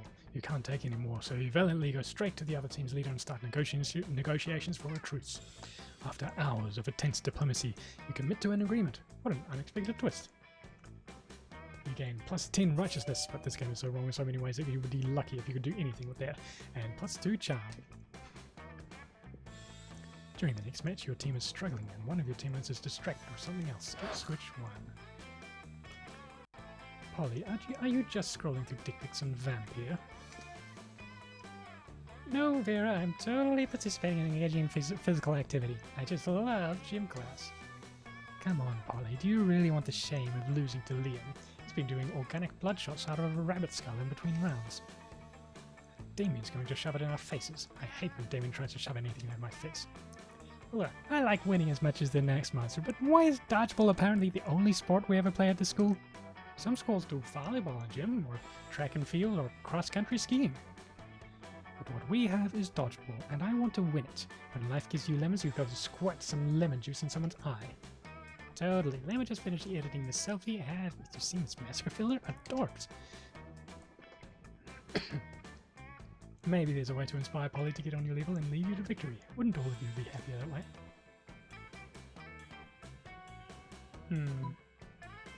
Boldness. Creativity.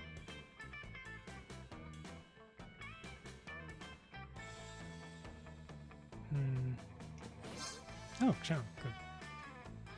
In an uncharacteristic move, Polly looks up from her phone during gym class.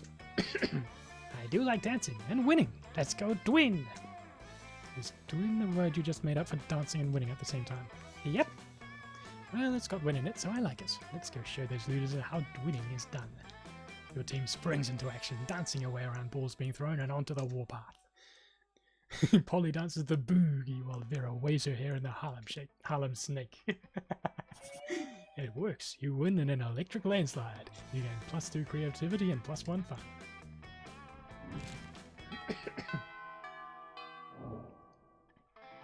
What up? Go.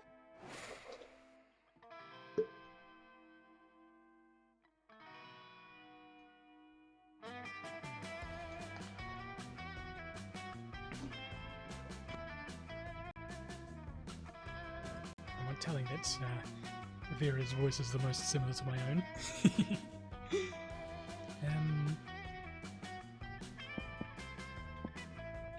Wait. Ah, here it is. I have to remember that the arrow key's direction is based on the menu to the left, not the map on the right.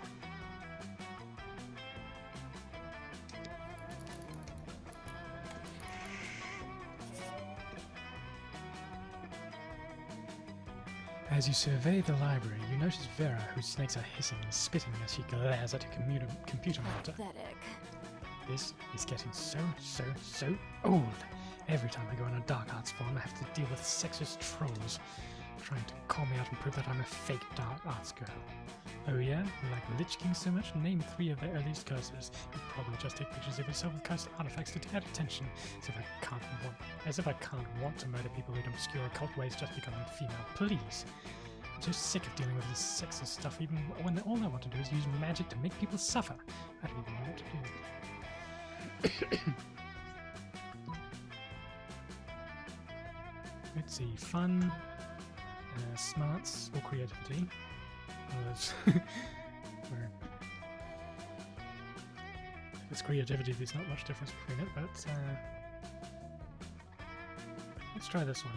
You should write a heated essay decrying sexism, an essay so heated it melts the eyeballs of anyone who reads it. Ah, good, smart. That is an excellent idea. I can start by giving background context and talk about RuneGate. When that siren published a book of runes and everyone got way too obsessed with looking into the lives of all the men she's drowned, and then go on to explain that this is what women in the dark arts face every day and that no one believes we can use curses. And that's where I'll lay in the curse that will melt everyone's eyeballs out. I think I'll start by talking about how hard women work to be taken seriously while draining the pigment from their irises. Then I'll move on to explaining how damaging sexist attitudes are while having the flames consume their pupils. Quick as a fierce feminist slash, Vera has published her essay online. It goes viral at a literally impossible speed. An essay that literally melted my eyeballs out? So painful and so dark artsy. This gal really knows her stuff, writes one chupacabra. I will never see women as unworthy of the dark arts ever again, says a formerly sexist sea serpent. I will never see women at all. I will never see anything. I have no eyeballs.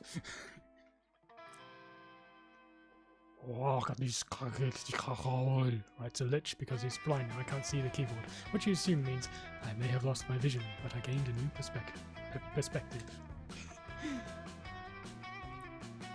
And here I thought the lich was speaking deep speech. Wow, I had no idea how many minds I could change with my writing.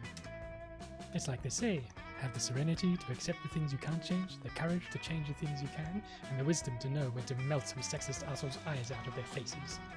Look, Buzz Feasting on Brains published an article about the 10 most savage points in my essay, and also how to make your corneas stop melting on your face. Let's read it together. Oh, the friends who melt people's eyeballs together go to prom together. That's a saying, right? Whatever, +2 boulders and +1 fun.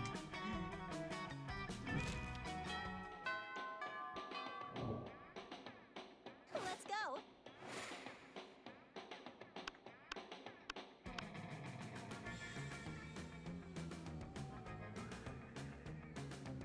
I don't know if it's picking up.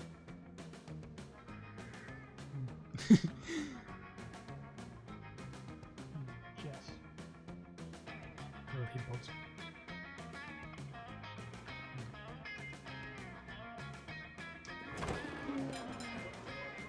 You find Damien and Vera contemplating a huge slab of unidentifiable prime meat.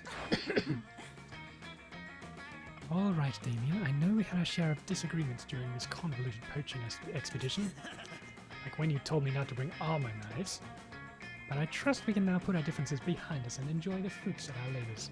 You mean the meats of our labors? Yes, together we will enjoy this raw, bloody cut of meat as a symbol of our... Wait, raw and bloody? We're not even going to try using fire on it?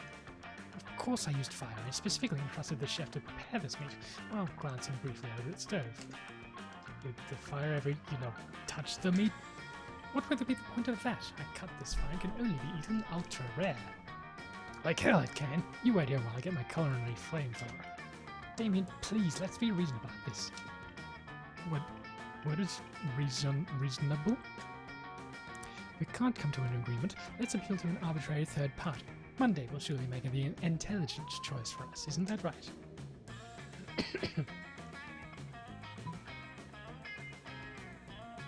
Alright. My word, the steak is too cooked already. Rub some ice on it and douse it in blood, quick. Quite right. Someone turn off the heat. Get a frost wizard in here. Fetch me more blood from the blood bank. What? I'm not gonna eat a big chunk of raw meat. How am I supposed to ensure maximum suffering without fire? Oh darn, I guess I'm going to have to enjoy this whole juicy steak by myself. Whatever, I'm gonna go burn down a burger joint and eat whatever survives the fire. Good for you, Damien. Live your best life. Vera slips you a thick stack of cash under the table. Unfortunately, she pays you in Vera bucks. More fortunately, your stack of Vera bucks is redeemable for 4.5 minutes of intimate eye contact. You see.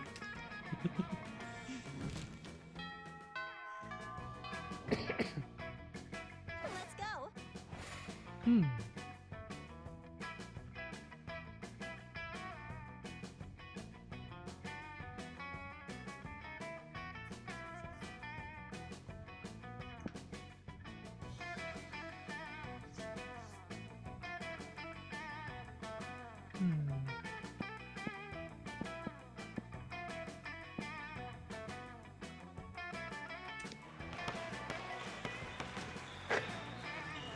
At one point, you're about to be eliminated by a player from the other team, but suddenly you convince him not to throw the ball at you with a heartfelt speech about the importance of everyone's lives. The player bursts into tears and you take advantage of that moment of weakness, throwing a ball at him. You lose -5 mercy, a stat that might be useful in Monster Prom sequel, but isn't now, and you gain +2 charm. You notice Vera standing in the corner, angry.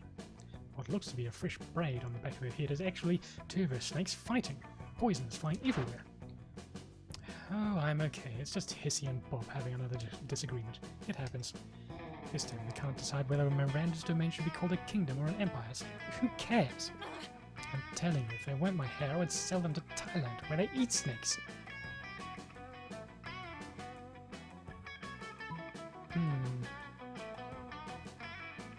Money, boldness.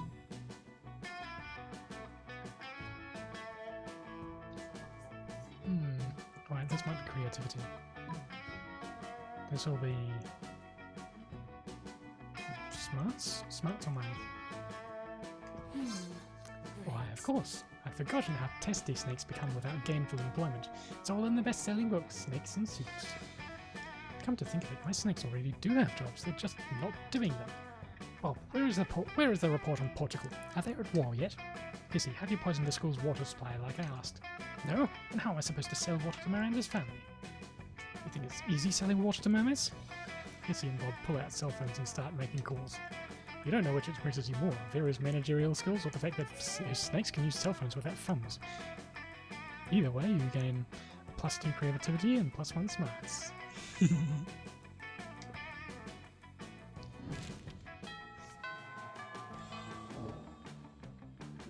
go.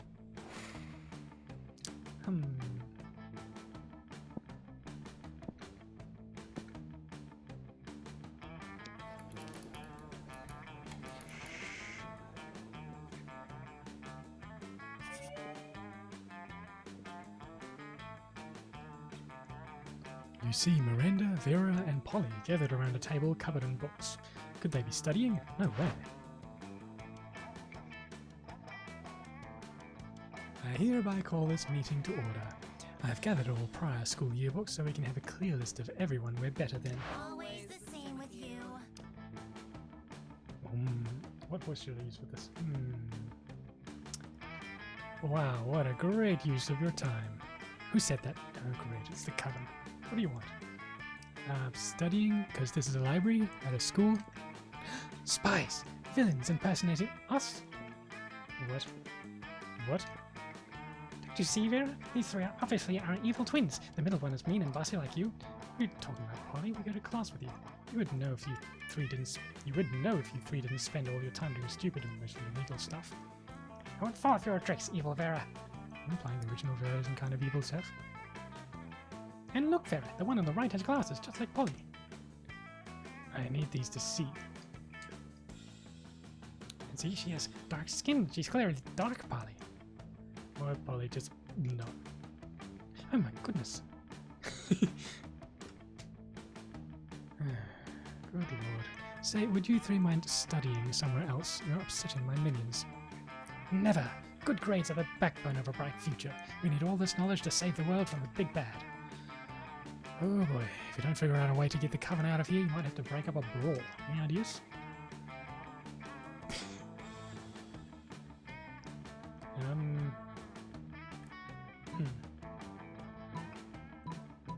Honestly, they both seem like boldness.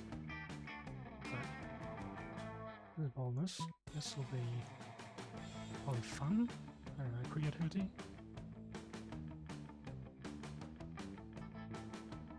I don't know. Let's try the X. You need more than 10 boldness for that. Well, I guess others would have failed either way. Thinking fast, you grab the designated library axe and get to work. Fun fact, all rooms at Spooky Island High School must contain at least one axe, due to lobbying by the axe murderers of America. Yes, good thinking. If you destroy their table, they'll have nowhere to study. Why are they turning to face us now? What is the significance of their maniacal grin? Oh, I know what's going on here. This is like exactly how I died. Which means it's totally irrelevant to me now because axes can't hurt ghosts. But you guys should definitely run.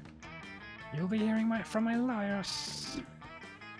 I'm fairly certain this is treason. This fun fact.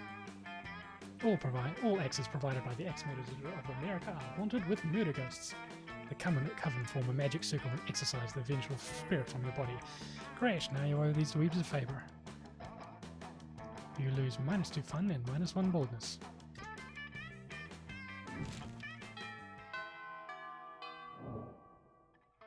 Let's go.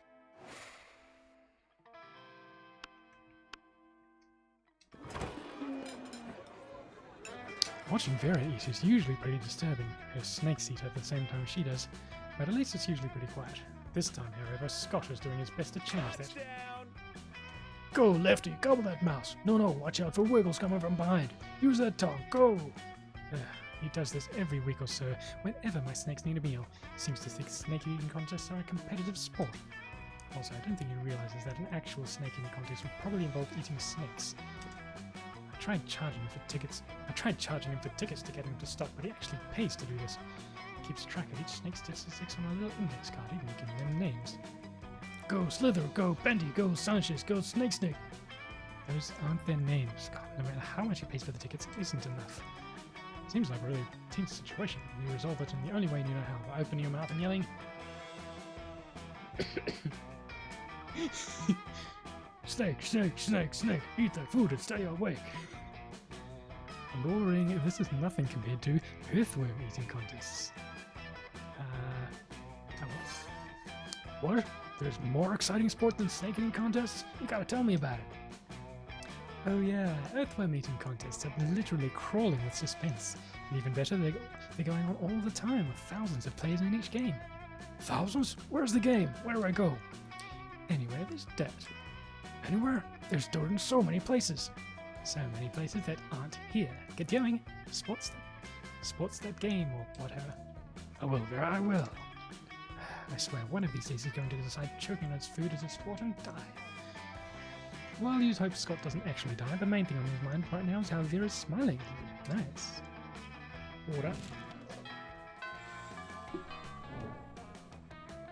Let's go.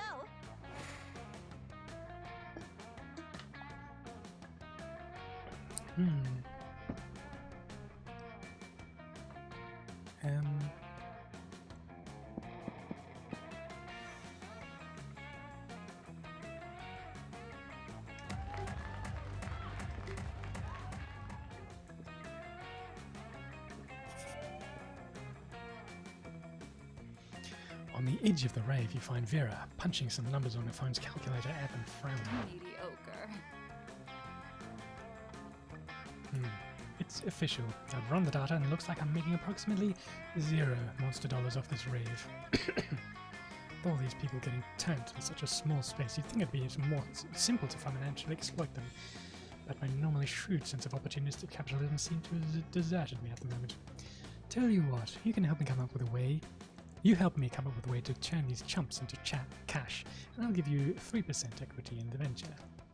And maybe a little something else. Do you see what I'm doing? Manipulating really flirtation. Is it working? It's working alright. You share your hot new business idea? Oh my. What stats do we need for this? Smarts, I think?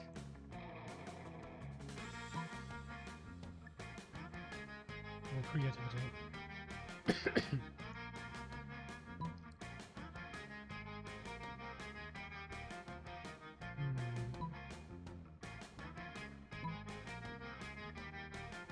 You see that dance move they're all doing?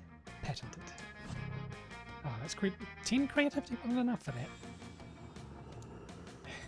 Vera patents everyone's favourite dance move, the Harlem Snake. That night, everyone who was dancing at the rave receives a cease and desist letter and a bill for 1,000 monster dollars. But when you talk to Vera later in the week, she doesn't seem rich or happy. 3 words: class action suit. Who knew the ACLU had enough time on its hands to litigate dance patents? Don't they have civil liberties to protect or something? I'll be fighting this court case for the next 1,000 years.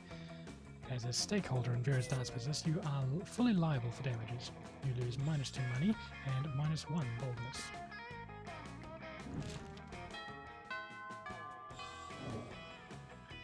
Let's go.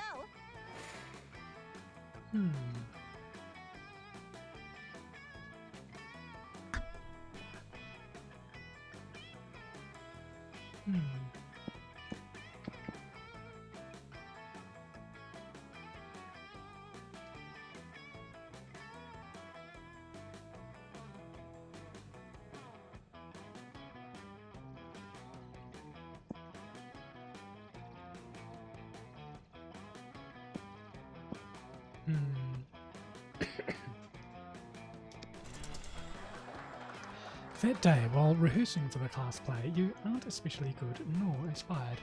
For once it seems like you aren't getting the classic creativity boost from the auditorium. But afterwards, while talking to her classmates, you're having trouble conveying your point in the discussion, so you decide to convey it through music.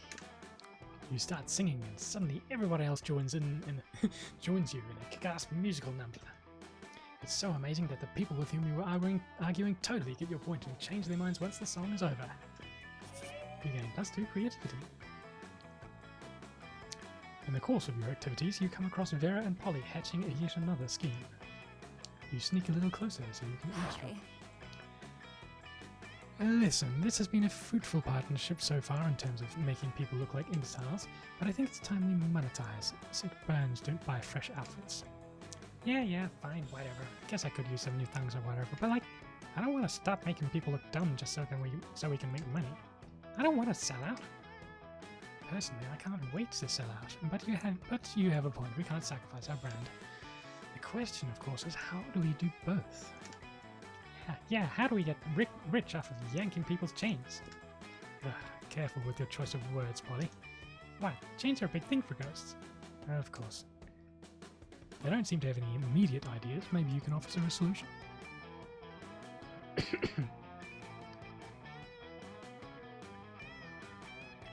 Why don't you make up a phony workout craze? It worked for Frank for Pilates, the inventor of Pilates. Oh, well, let's see what happens. Oh my god, that's so good!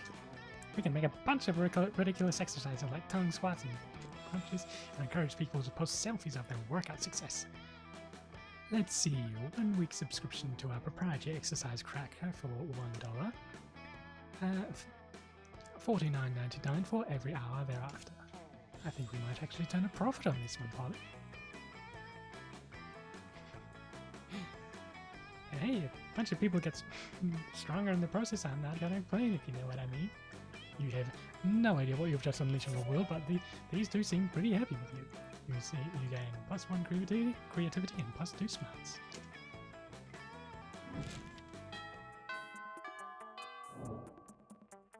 Let's go.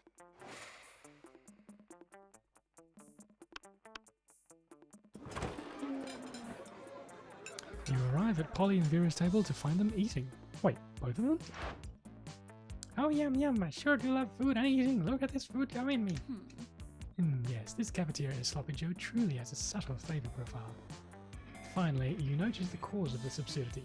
A well-dressed businessman sitting at the next table watching both women intently. Oh yeah, I know you like this, baby. My eating is realistic and erotic. Be cool, Polly. The man wants to pay us for eating in front of him, not screaming about eating. Is this not what eating is? I forget. While Vera tries to explain eating to Polly, the businessman shyly approaches you and gives you a small bow. Much obliged, friend, he says in a soft voice. Are these two fine ladies your friends? I must confess that I have searched far and wide for a suitable candidate to fulfill my rather unusual fetish. Paying a student at a high school for monsters to eat food while I watch politely from a distance. But find myself unable to choose which of these two beauties to hire. The snake-headed one possesses a certain grace. Yeah, pay me to do a thing I was gonna do anyway. But the translucent one has such passion. I didn't even want the money, this is just weird, I loved it. In your opinion, the businessman finishes, which would be the wiser choice on my part? The Gorgon, obviously. Look how many mouths she's got in her head. The businessman strokes his chin and nods. You have a point, he says. The ghost only has one mouth. Also, food seems to go right through her. This Gorgon, meanwhile, has countless mouths. Such value. The value is right, Pervo. 1,000 in cash, up front. You pay for all my meals, and you give me your pants. Oh, jeez, do it! Vera is able to convince the businessman to pay you for a fancy dinner for you and her. It's a little creepy with him watching the two of you, but you get over it.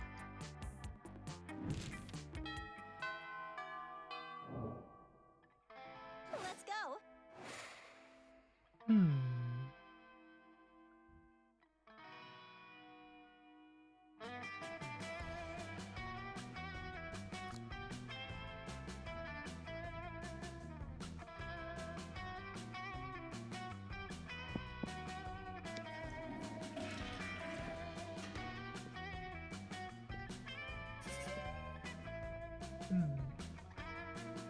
Later, you're wandering through the halls when you hear a voice from around the corner. Hey, psst. I seem to have accidentally turned someone to stone with my gaze. Don't get me wrong, she totally deserved it. And nose is obviously fake, plus that nail polish. But this isn't exactly the first time I've done this, and Principal Giant Spider said if I did it again, I'd get detention. So now I need to dispose of it to another body. I thought that since you're so attractive and kind and clever, you'd be willing to cover up the literal murder I've committed, no questions asked, right?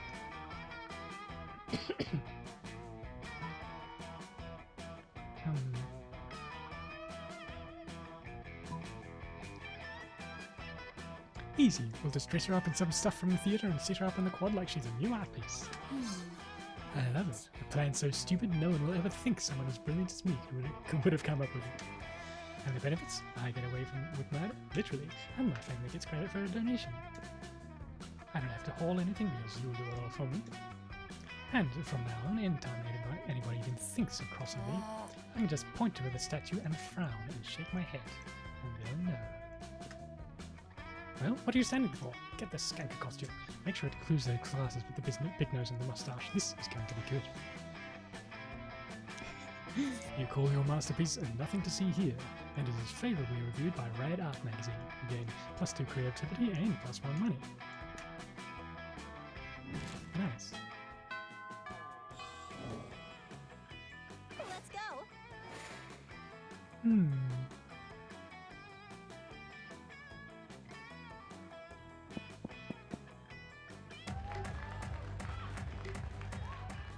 You're casually chatting with Juan, the small magical Latino cat. You start telling that hilarious story of what happened last summer at Monster Camp. You know which one, the one involving the beehive, the blob doll, the president, and the penguin mask, and the mystery of the Goblin King. Slowly, lots of people start joining you to hear the story. By the time you say where the Goblin King was, 100 people so burst into hysterical laughter. You turn on a mobile app that captures all the laughter and turns it into +2 fun.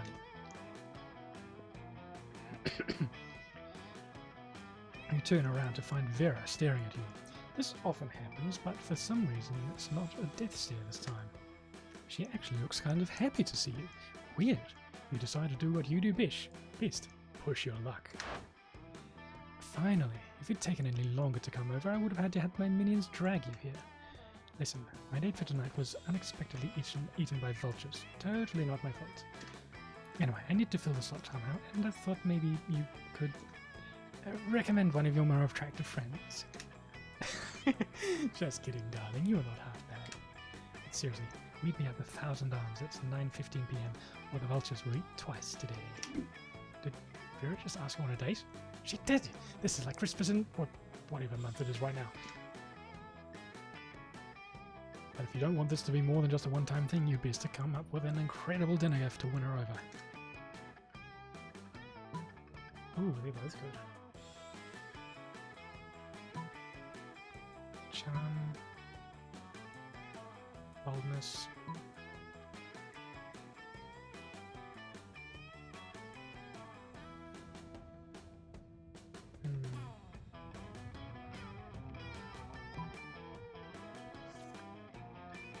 We've ascertained that 10 is not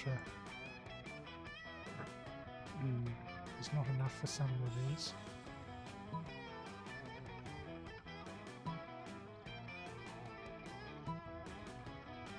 Oh, let's go with this one and see what happens. Oh, yeah. You find a jagged piece of glass in the alley behind the skull and cast every spell on it that you can remember from remedial magic. Looks pretty good to you. Time to go to dinner. You got me some broken glass with a disembodied head floated in it. You shouldn't have.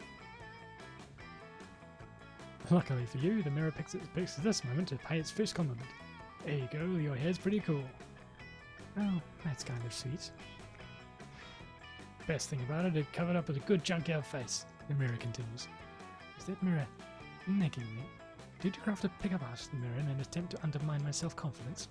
Imbecile, the only one getting undermined here is you. She means that literally, it turns out.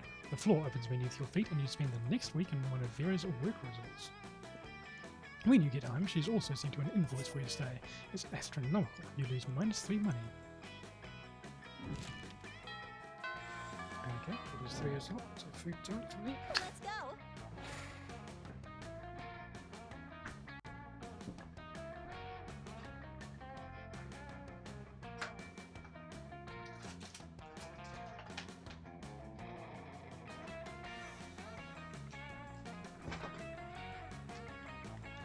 Hey. Dang, this game takes a lot of energy.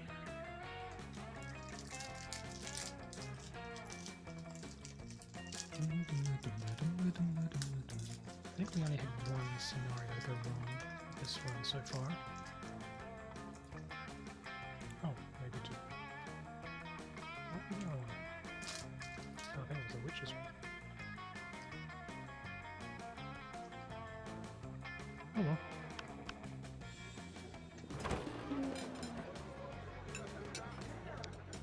Bro. Hey Vera, what you drinking? Scotch, why? 'Cause it smells like a delicious forest fire, and I'm curious, what's it called? Scotch. Yeah? No, that's what it's called.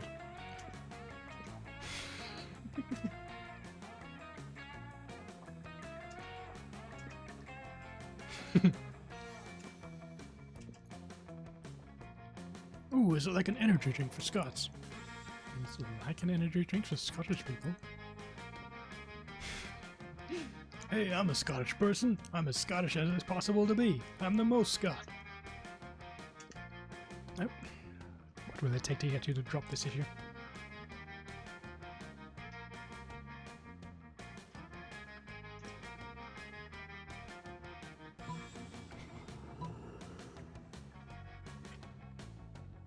Yeah, it's called Scots, but today it's opposite day. So everything that's Scots is actually Vera's. Don't you mean today isn't opposite day? No.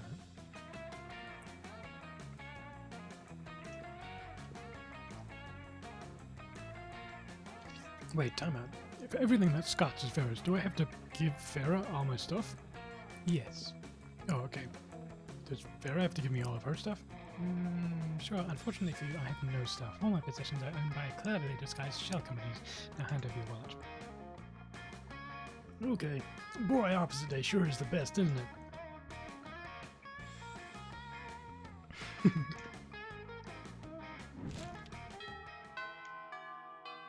Knowing Vera, she'll probably resell that. Let's go.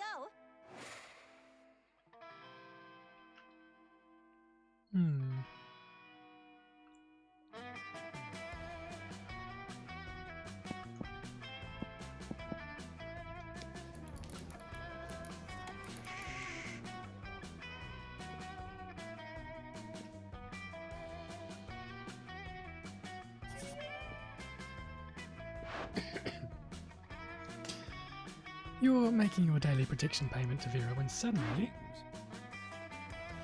Everyone, stop what you're doing and look at my majestic visage. Is it French pronunciation or English? The interdimensional prince, muscling on my territory, are you? Not at all, my darling Viperess. I'm here strictly in a business capacity. Business, you say?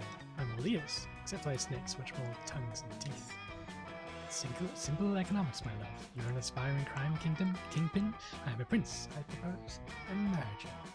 A merger of our resources, our minds, our bodies, and our spirits. Not bad. Interesting. I don't know if Vera's getting out her calculator. If she finds this merger is financially viable, good luck asking her to prom. But how do you undermine Vera's confidence in the prince's financial status?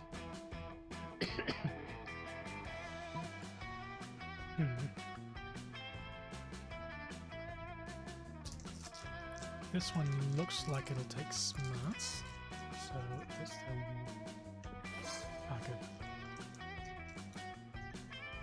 Before we draw up the contract, I hope you won't mind providing a full accounting of your assets.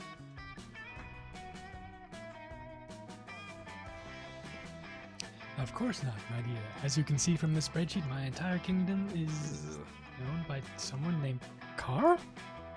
Let me see that.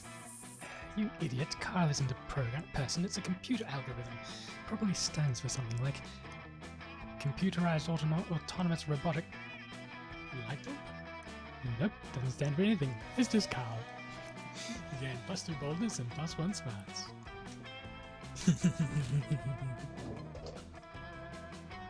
Sabotage. Hi.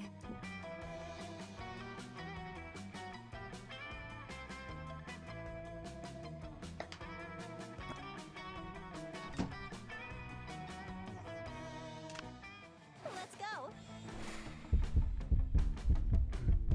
Repositioning the pop filter. You finally pluck up your courage and ask your beloved to go to the monster prom with you.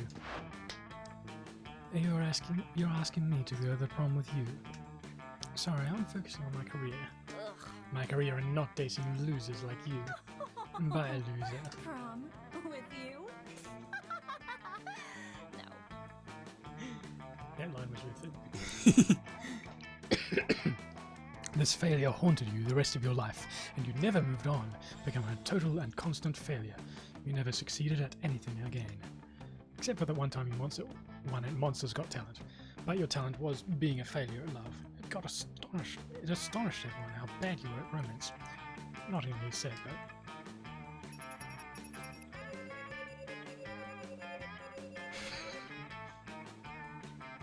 Cool.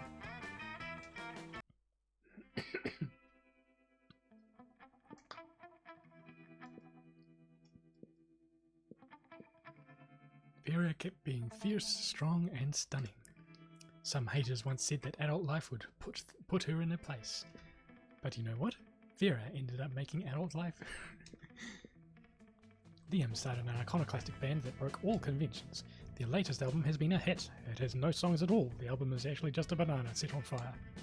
And be sure, Liam doesn't care if you don't get it. Polly took a summer job as the ghost of Christmas present. She spent most of her time partying. There was almost no work because, it was summer. Oh, okay. Americans have Christmas and winter. For those 6 weeks, the monster prom seemed larger than life, and then it was gone, just like that. I'll read this bit, haven't I? And doom.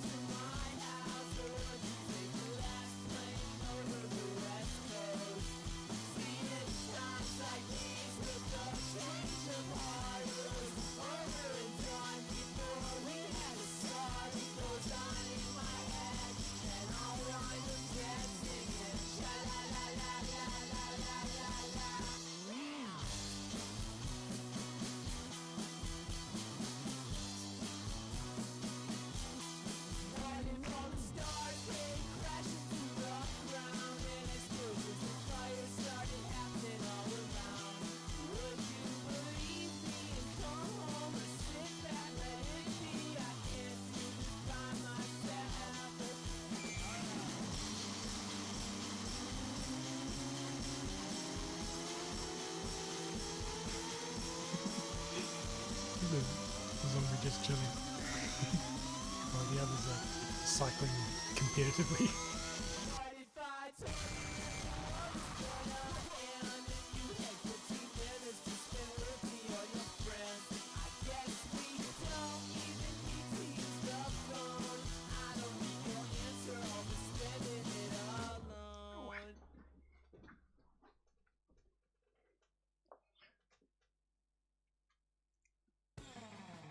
Oh.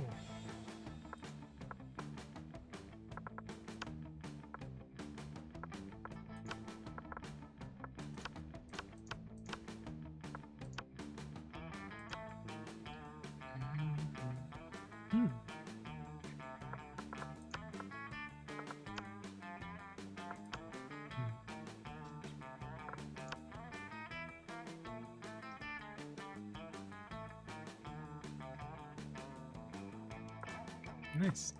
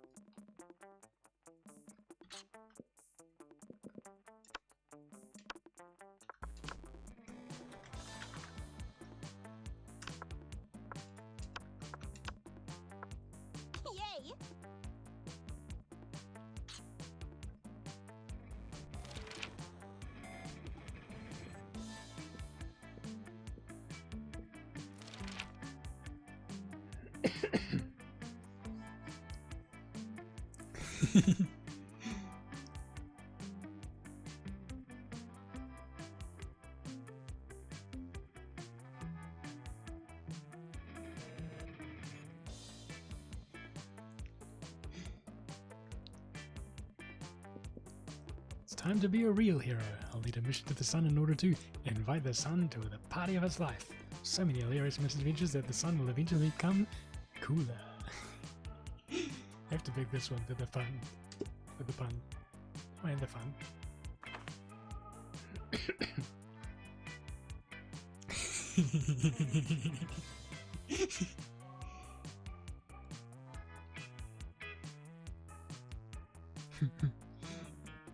Yes.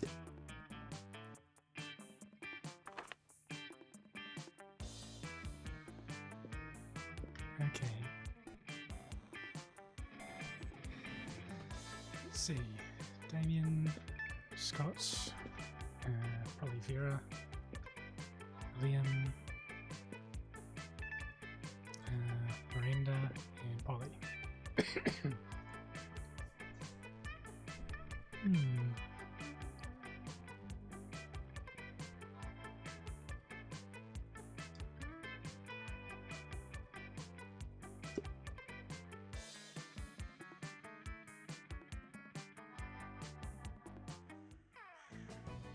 Let's go. 9, 4, 4, 4, 7, 5. Creativity is useful in many scenarios.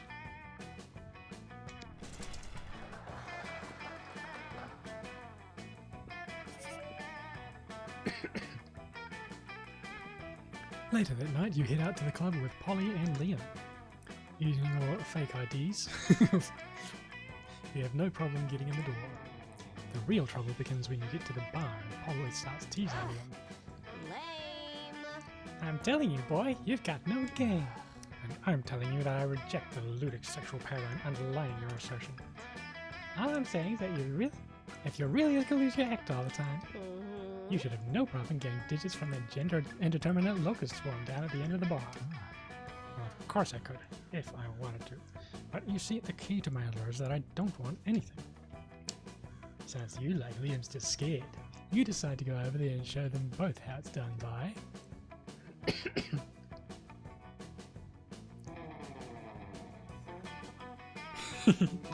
dancing so hard that you also separated the cloud of locusts. Okay, you dance until your body's a swarm of locusts. This is no problem for you. The hot young locust swarm at the end of the bar is impressed, and so is Polly. See, Liam? All you gotta do is dance until it physically alters the composition of your body. But I can only turn into bats. Or rather, one bat, not even a swarm.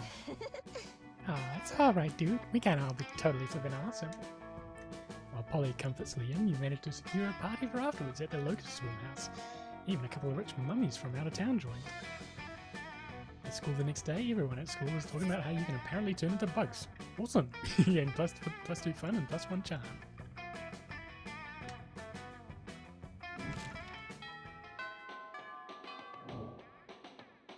Let's go.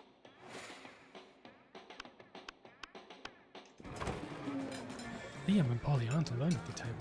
They're flanked by 2 beefy hobgoblins in school security uniforms. What, do these 2 have bodyguards now? They aren't bodyguards, they're food guards. Principal Giant Spider found out we weren't eating during lunch, so he assigned guards to us because he thinks we have an eating disorder. And we do have an eating disorder. It's called being dead.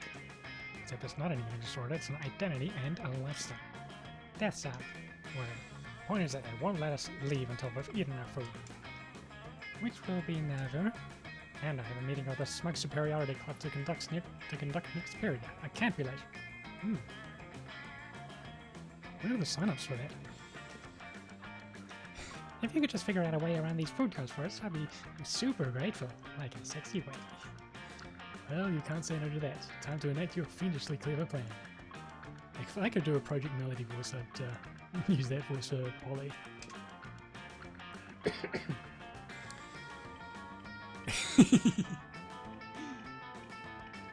dump all of Polly's food onto Liam's plate.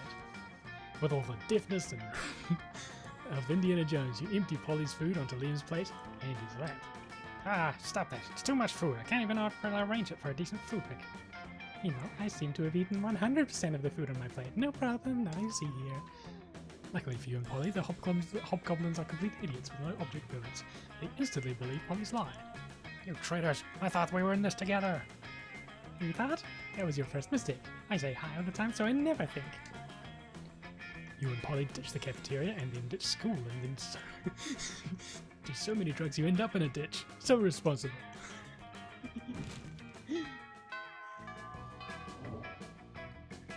Let's go.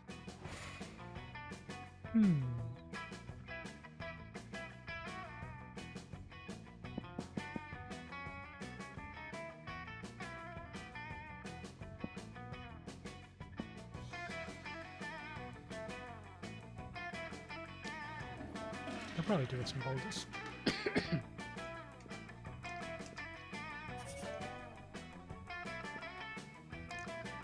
Suddenly, a chill runs through you, as if the very fabric of reality is in danger. Scanning your surroundings, you quickly discover the reason for the feeling. Polly and Damien are together, and they're bored. Hi. Damien! What? I must have fallen asleep for a second because nothing is on fire.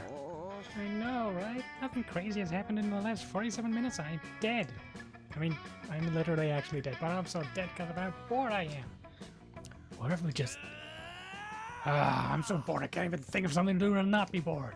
No, help us. Someone cause a problem.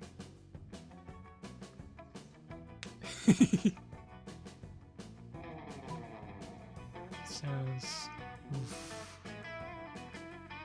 This is probably boldness. This will be fun. Send in the party goblins. Yes. You call up every party goblin you know. That's a lot of... I actually don't know them personally, but you know, there are a lot of goblins out there.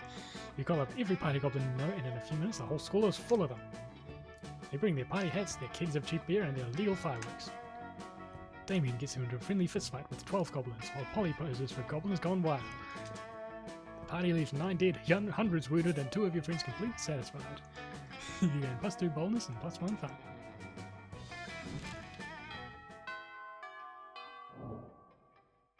Let's go.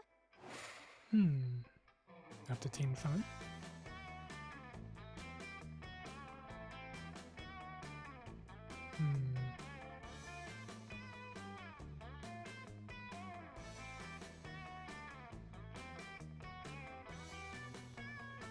Alright. Creativity or charm? Which will be more useful in more situations.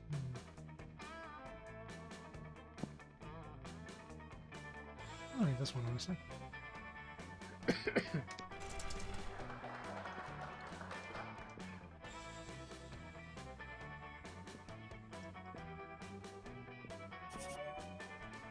Hey, boo.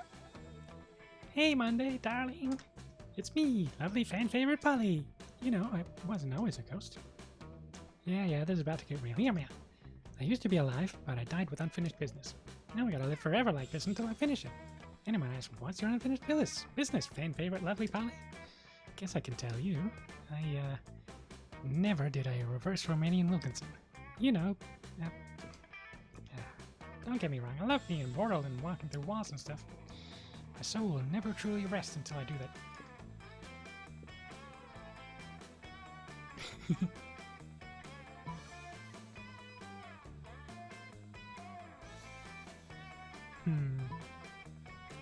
Boldness, fun. Let's try this one. I've done that one loads of times. Just name a time and place and I'll reverse all of your Romanian Wilkinson. Oh well, let's see what happens. Yeah. Okay, what? That's not how it works. You don't reverse all of my Romanian Wilkinson? Oh, boo, I think you're trying to swallow more than you can chew. I mean, I have the feeling you don't even know what is a standard Romanian Wilkinson. Am I right? What's a standard Romanian Wilkinson? You know what they say? They can't teach an old... You're such an anti-purpose. Almost cute, but cute in a totally unappealing way. I mean, that is what I'm going for. Like a puppy, which If you'll excuse me, I'll have to go wander the earth in eternal fleshless torment or find someone who actually knows.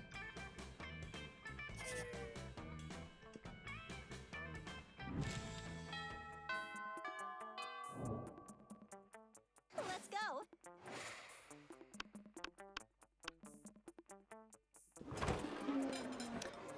Strange, you could have sworn Polly and Damien were at this table when you picked it. Noob. Psst, hey, loser, down here. Hey, Boo. It's us, Polly and Damien, hiding under this table for totally innocent reasons. A ferocious roar sounds from the door of the cafeteria. Crazy Martin, the werebear janitor, is here, and he's looking for someone. Oh no, he's here. He's here after us anyway. I think what we did really falls more under federal jurisdiction. International law, more like. Those munchkins were Canadian citizens. Now that you mention it, I think we might actually have to face a war crimes tribunal. Worth it though, right? Oh, totally. As long as you can get away from Buzzkill the bear over there. Yep, just hide in the ghost zone. You know, the special alternate dimension only ghosts can use. But I can't hide in the ghost zone. I'm not a ghost. I guess you should have thought of it before you spent all the time being alive, huh? Being alive isn't a choice. Oh, okay, I don't have time to sit there and argue pro-life or pro-choice with you, my dude. See you in the ghost zone. No, you won't. You can't follow Polly into the ghost zone, but from the way she winks at you before crossing over, looks like you're one step closer to the bone zone.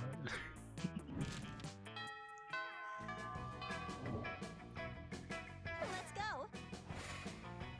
Now we have just proven that we need some of this charm.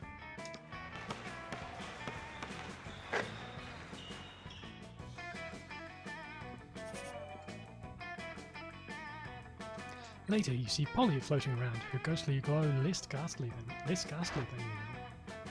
Oh, hey, Monday. I'm just having a little low today.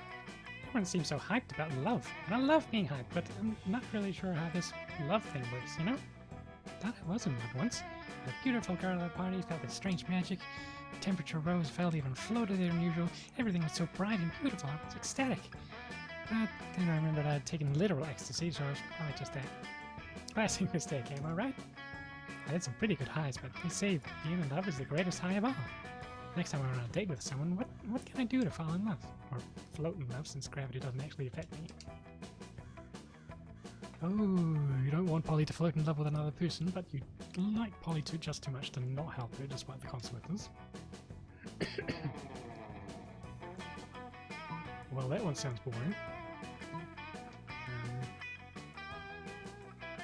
This one probably boldness. Scientifically speaking, people fall in love faster when afraid. Do something fun with them, like getting stabbed. Oh, gee, great point. I love science. I mean, I don't, but I love it when it gets me drugs and gets loved, not late, loved, in love. With that, Polly disappears literally to begin her quest for the terror that is love. She catches up to you a few days later.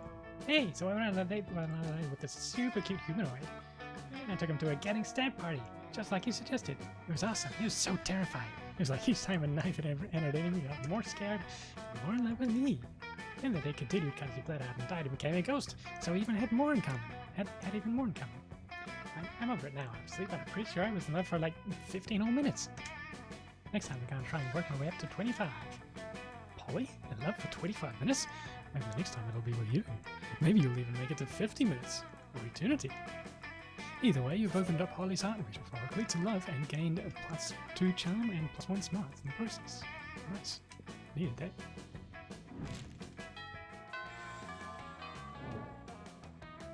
Let's go.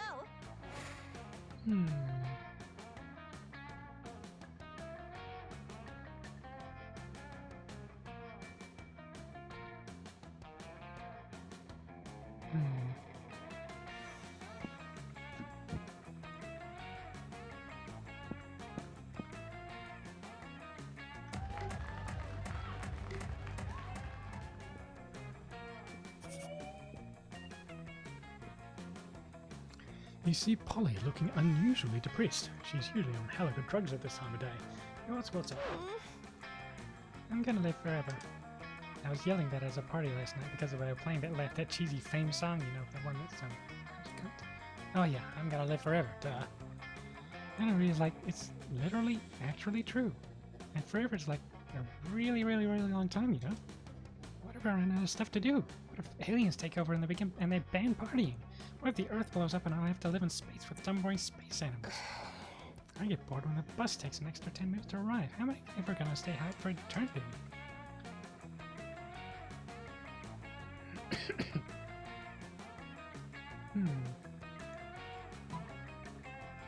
Oh well.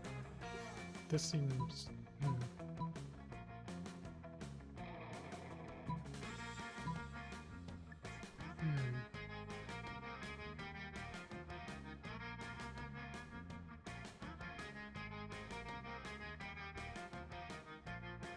This seems more in character for here. So this will be smarts, I'm guessing. This will be probably fun.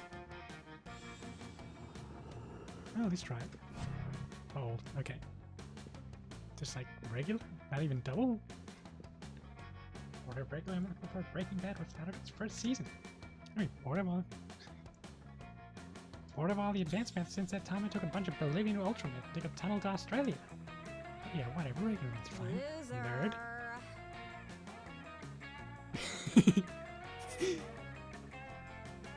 Stoned by Polly's words, you decide to try Bolivian Ultrameth. You end up having to invent a time machine to correct that colossal mistake.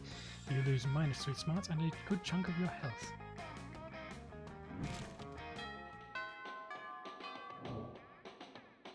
Let's go.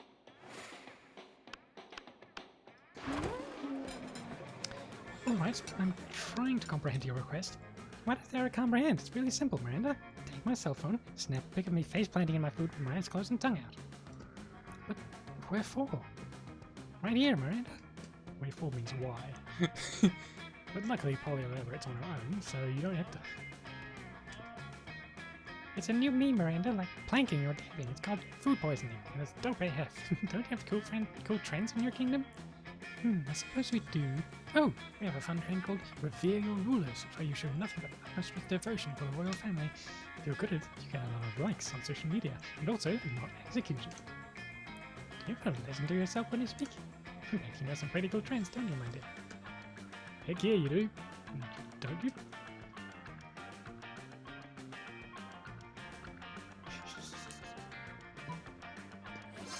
Yes! Dying is my fate! I mean, this is the first time I did it, was like, okay, now I don't get to be alive anymore. But then when all the cool ghost stuff kicked in, I was like, OMG, dying is awesome! Everyone should die!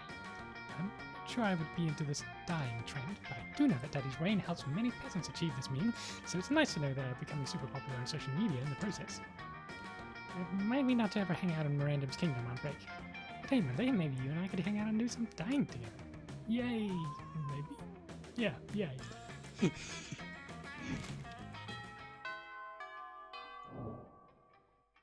Let's go.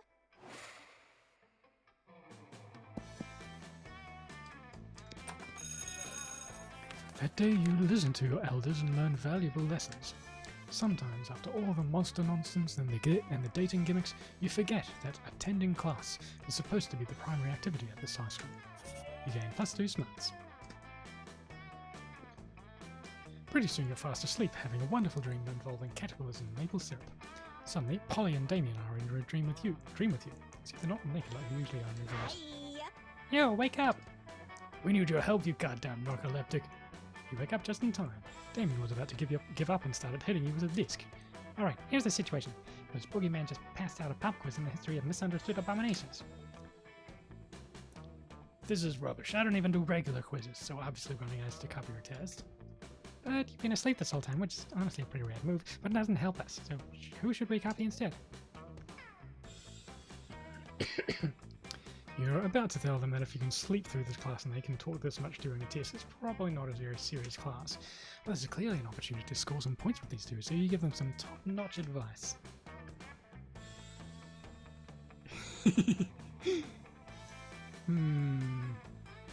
So is this a character-based or stat-based? Because I think we're pretty low level for this point in the game.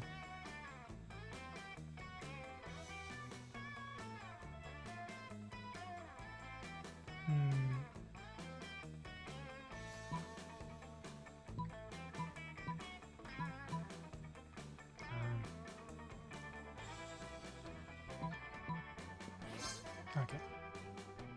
Sick, another excuse to take advantage of Liam. We're a nerd boat. Give us your answers before I make you get a bicycle or whatever dumb it is that you like. Should I make you a cup here to balance out your bad cup act? What's a good cup?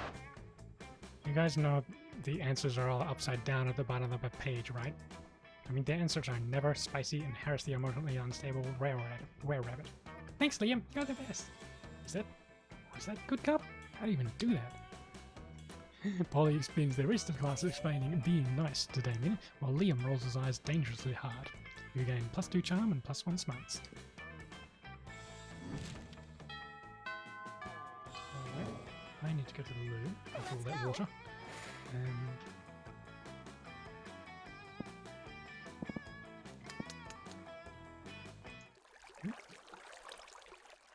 See you in a bit.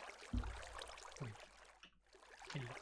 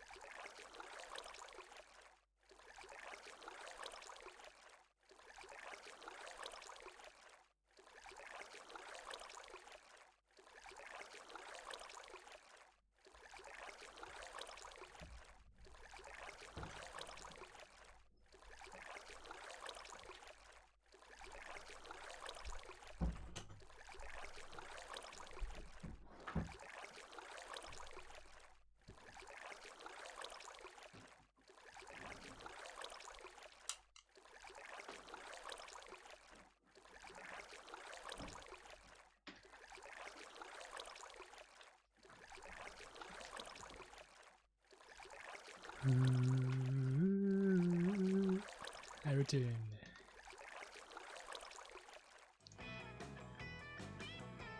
Alright, where are we?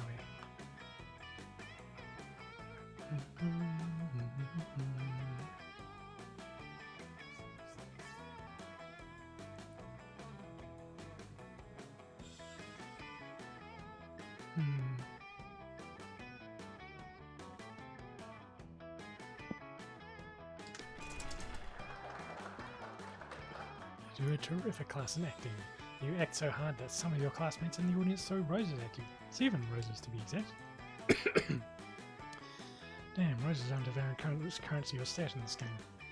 Anyway, you check your converter app to see if you could translate this sum to a bit more useful. Seems 7 roses equals 2 creativity points. Sweet.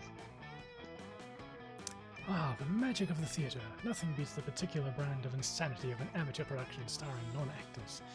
You notice Miranda staring with admiration at Polly's costume. Such detail, such sparkle. Where did the potions go? Oh, what do the potions do? They're just props, Mary. I think they're filled with coloured water. But imagine if they weren't. What wonderful things one could conjure up. A potion to attract princes. A potion to repel jerks. A potion to enhance beauty. A potion to repel jerks. Now you realise spending the last term doodling cool potion ideas in your notebook wasn't useless at all. You picked the coolest potion idea in your notebook to impress them.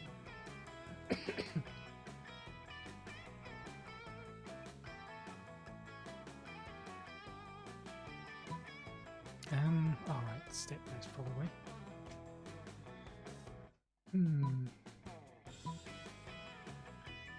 Oh well. Oh, wonderful. Mayonnaise is a poor people condiment, yet it fascinates me. Yeah, mayonnaise is the best. Mayonnaise potion sounds tight. Wouldn't it be like the same as putting mayonnaise on something?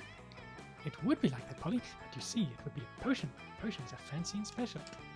So if we had that potion, we could sell it at a super premium price point. You see, this is a classic custom among us wealthy people to pay a lot more for cheap stuff with minor gimmicks. It's how we show each other that we have a good taste. Oh, I see. Sounds dumb as hell. I like it. I'm glad you like it. We should call it Le Mayonnaise number... Le Mayonnaise number 5. And charge people around 100 times the price of regular mayonnaise. We can even cast some spells on it to make people pay more. All you need to do is write the magic words on the product. Local, gluten-free, cold-pressed, et voila. Oh, this sounds like a plan, girl. We'll be rich. Oh, but remember this potion doesn't exist. That's a shame. Goodness, I'm already rich. Lucky me. Ah, it's true. I totally forgot. Well, at least it was right while I lasted. Great idea, by the way. You just impressed them with the idea of mayonnaise. Schools sure are easily impressed. You gain +2 smarts. Miranda gives you +3 money for the right to mayonnaise number 5. What's the pot filter again?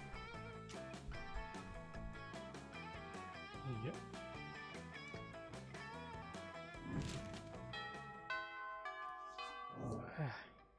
So rare that I do this much talking at once.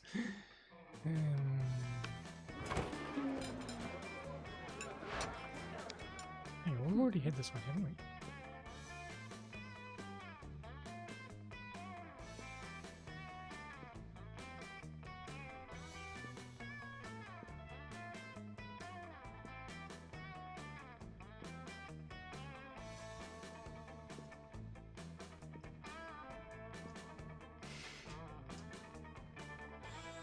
In your opinion, the businessman finishes, which would be the wiser choice on my part? The ghost for sure. Never seen someone else eat so convincingly. The businessman nods thoughtfully. You know, you're right. Never before have I believed so fully that someone was actually eating real food. Yep, that's me eating real food with my real mouth and teeth. Are you kidding me? That's convincing to you? Food is falling right through her body into the floor. Don't hate me just because I'm efficient at eating. Don't worry, I hate you for other, more private reasons. What? Sorry, can't hear you. Too busy eating real food. You team up with Polly to make her eating even more realistic. She passes her food through her body to you and you eat it for her. It's pretty hot. Good thing she's a ghost, otherwise that would be... Let's go. Hmm.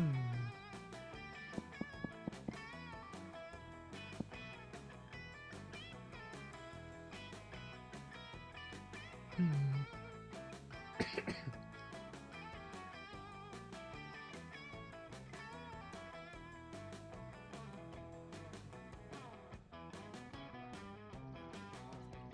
You know what?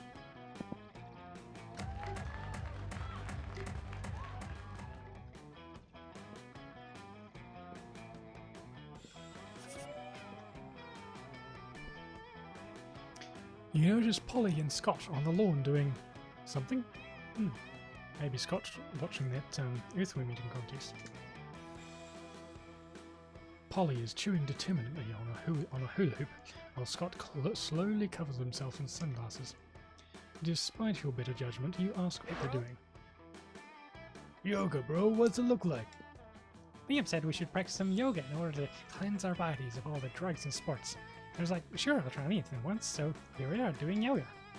Seems like a lot of work to look up yoga on the internet, so instead we just made an educated guess based on actually nothing. Oh man, what if we're doing it wrong? Yeah, like, do you know anything about yoga? Do you have any tips for how to do yoga the best? Focus on deep, mindful breathing. You need yoga pants. Okay, that's probably smart. And that'll be fun, I guess. Let's try it. Oh, charm. Okay, we're good at that. Yoga pants? Are those pants that do yoga? Or pants made out of yoga? Neither, silly. Man, I can't believe I didn't think of yoga pants before. I mean, YOGA pants, as in yielding organic gun armor pants. They're what battle mechs wear when they want to breathe down there. Oh, that makes so much sense. Of course you would want your gun armor to be breathable and organic if you were doing yoga. Polly just happens to have 2 pairs of YOGA pants in her locker. She and Scott lie waste to the countryside and get super limber in the process. You gain +2 creativity and +1 fun.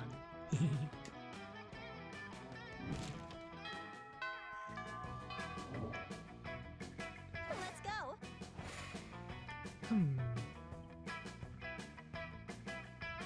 Let's work on the lower stats.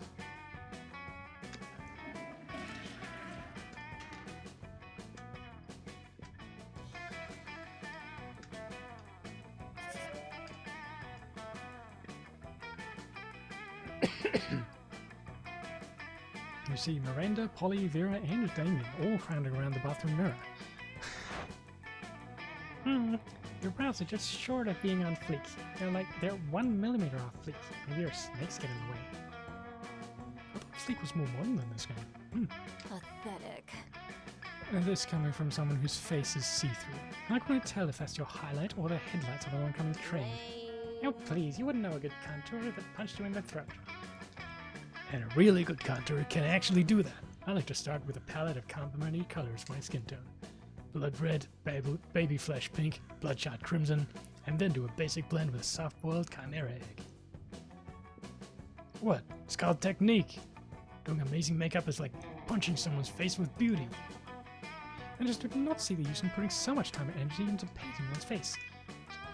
Is that not what we all have makeup slaves for? Maybe no. At least we know we're both more competent than Miranda. And worse than me. Not that that's saying much of anything.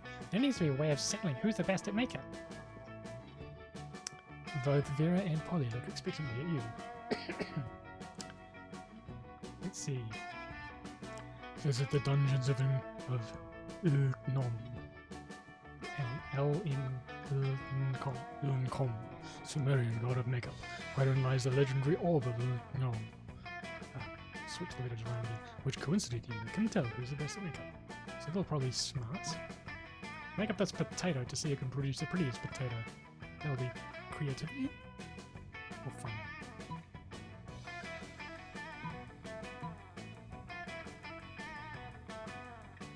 This one sounds more interesting.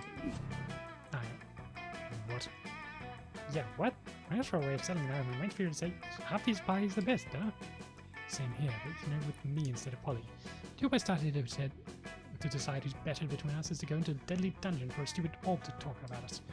Yeah, who does the orb think it is? Why would its opinion mean anything? Maybe because of the voice of Prom, god of makeup, which makes the orb kind of an authority on makeup. I don't need that orb to tell me that you're a complete idiot. Mostly because the orb doesn't do that anyway. Polly, all the stupidity is too much for me. I don't care which of us is better at makeup anymore. It's fine as long as we aren't as idiotic as them. Oh, so you want to make up? Sometimes it's hard to tell if I love you or hate you. A bit of both is enough for me too. Boo. The two of them leave. If that wasn't enough, you realize you don't know where you're at out of the dungeon. You lose -2 smarts and -1 fun.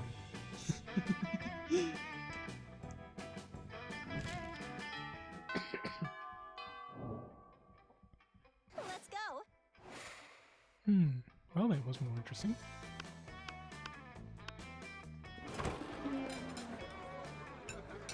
We find Vera and Polly at the table, deep in conversation.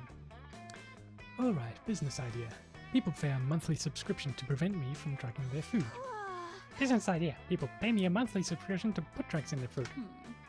Business idea. Price out the cafeteria's current food supplier by selling plastic food. Business idea. Nipples. Just nipples? Yeah. Okay. Wait. Business idea. We use clever marketing and food science to create the perfect new diet craze and sell it for an insane profit. That's actually a really good idea. Better than nipples? Yes. We just need to figure out what our new diet product will be. Let's see. Yay! Oh yeah, you know, I was just complaining the other day that I made way more meth than I can ever do myself. Profit margin will be incredible. Problem is the name. Meth had a really terrible reputation. You need to rebrand. I mean, come up with a new name like Skinny Fun Powder or Probably Not Meth? Yes, except not either of those. Oh, I know it. I've got the perfect name. Don't say it. Kill me. And it turns out nipples is the perfect name for a drug you want to sell to high school students. Polly makes it killing and drug dealing turns out to be a very romantic bonding experience for the two of you. Polly, we gotta cook. Let's go.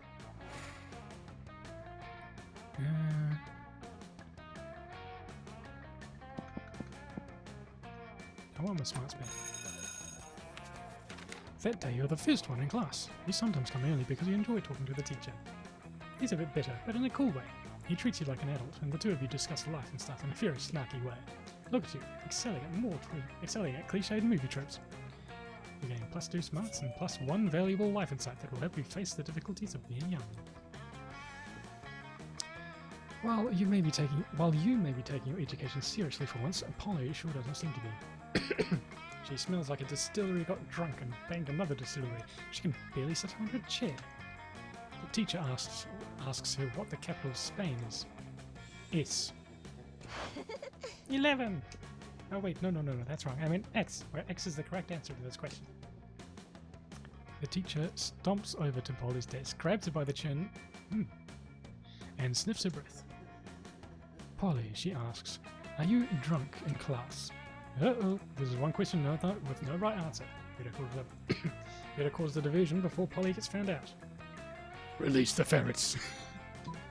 Polly's not drunk, you're drunk. Oh man, what stat is this? Fun? Boldness? Whatever. Ferrets.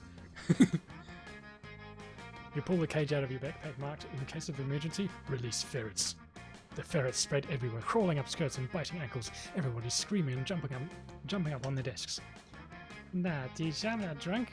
There's just ferrets everywhere. I'm allergic to ferrets, or whatever. Seems like a reasonable circus excuse in this context. Class ends early, so Crazy Martin the Werebear janitor can bring in Abercrombie the pest control snake. You gain +2 boldness, +1 fun, and Polly's eternal gratitude.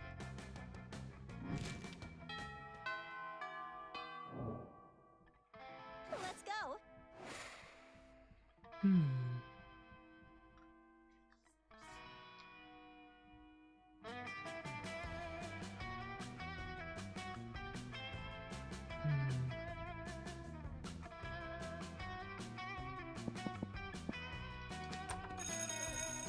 That day you learn a ton of spells that are all as cool as they are seemingly useless.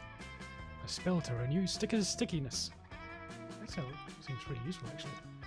A spill to turn chocolate and vanilla ice cream into vanilla and chocolate ice cream. Okay. A spill to gain +2 smarts. We actually used that last spell and gained +2 smarts. Teacher hasn't arrived yet, so everybody's chatting amongst themselves. Polly and Scott are sitting next to you, and you can't help overhearing the conversation. Prank masters! Alright, I hereby call this meeting the Prank Master to order. Prank Master Dog. Here. Prank Master Geist. Present. Great. Okay, first order of business. Operation Prank the Teacher. Should we come up with a different name for the operation? Something more secret? No, Scott, that's what they're expecting. Oh, okay, well, I think we should poop on a desk. That's perfectly good, but ghosts can't poop, and I want to participate. Good point. What else can we do? Oh, Miss Lestrade is a vampire, right? Why don't we open the blinds so when she comes in, she burns to dust? Oh boy, that would be such a good prank. That's why we're the Prank Masters. with a Z. Scott and Polly excitedly try to open the blinds, but they won't budge. Seems like Miss Lestrade anticipated this particular prank. Well, I'm temporarily out of ideas. Scott? Nothing. Anybody? Anybody? Prank Masters are currently accepting applications. You fancy yourself a bit of a prankster, don't you? Why not treat them to one of your amazing prank ideas? Tell the teacher's got something on her face. There's no way for her to check.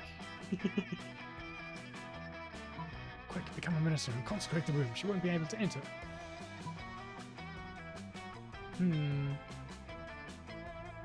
Charm, I think?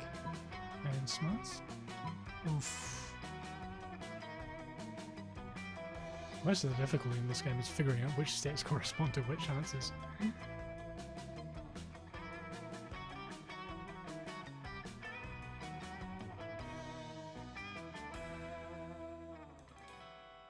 Oh well.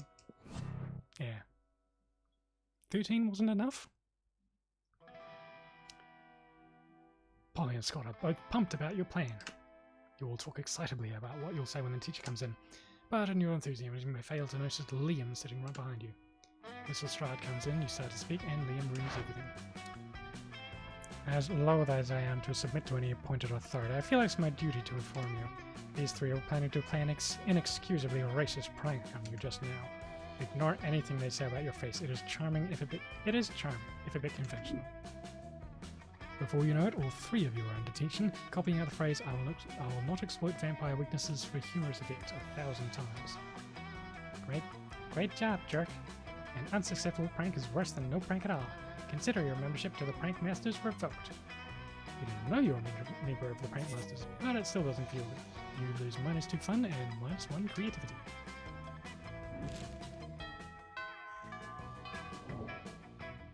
Let's go.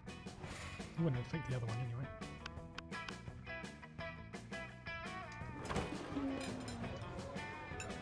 Polly and Miranda sit together, surrounded by Miranda's customary crowd of serfs. Oh, So wait, you've actually got serfs who eat for you? disgraceful. Well, of course. I find eating to be terribly undignified, so I almost never do it. Hey, me neither.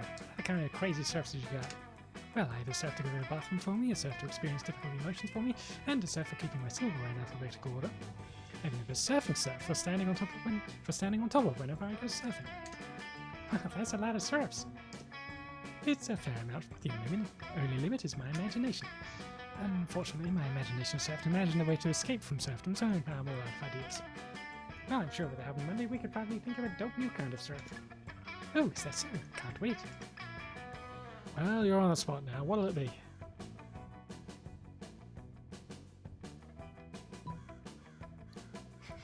Should get a party serf, Polly. A serf to experience your hangovers for you. A serf for me? I couldn't possibly. Why not? I do it all the time. Isn't it wrong to make someone else experience the negative consequences of your actions? Well, like I said, I do it all the time. Father says I can do no wrong, so therefore it's probably fine. Okay, hell yeah. It's hired you to deal with my mind withdrawal symptoms. Polly, dearest, we don't pay our serfs. We don't? Sweet deal. Polly hires the billiest hangover serf she can find, and the two of you go out for the night of your lives. The serf is dead in the morning from the epic hangover, but the memories are well worth the second-degree manslaughter.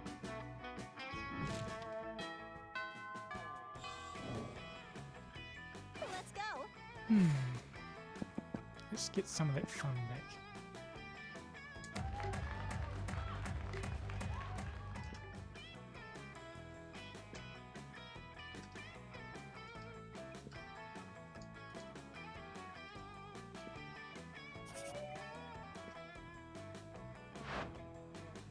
Oh my god, did you hear? They finally invented a tattoo gun that works on ghosts. I'm totally gonna get one as soon as school lets out. Oh, I should definitely get matching tattoos. You wanna? Of course you do. What are you, responsible? The important question is, what kind of tattoo do you want to get?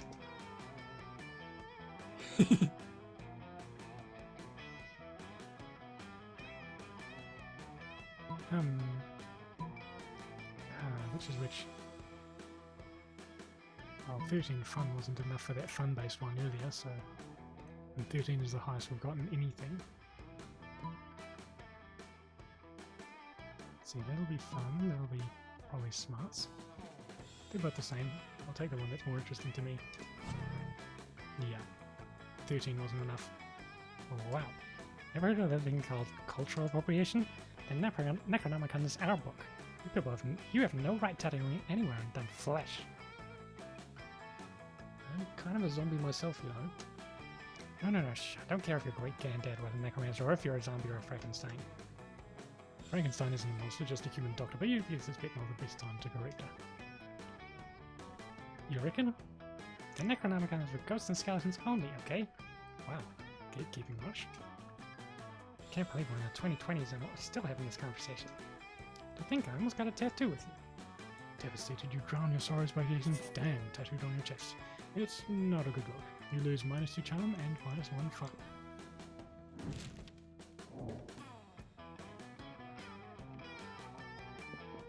It's Polly time! Let's go! You finally pluck up your courage and ask your beloved to go to the monster prom with you. Wahaha, not a chance in the world, darling. You're boredom on a stick. You'd bore me to death. And then what would I be? A meta ghost? Pass. Bye. See ya. Wait, boo! Failing at monster prom broke the essential process of growing up in your life. You became fixated on it, and you never became a functional adult. Now you're just an old person that sits at parks and talks to strangers about the time you almost got a date to the monster prom. It is as weird and sad as it sounds.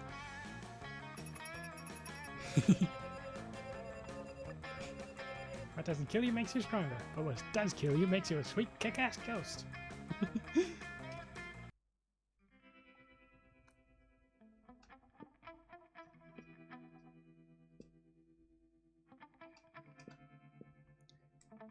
Scott and Polly started attending yoga classes.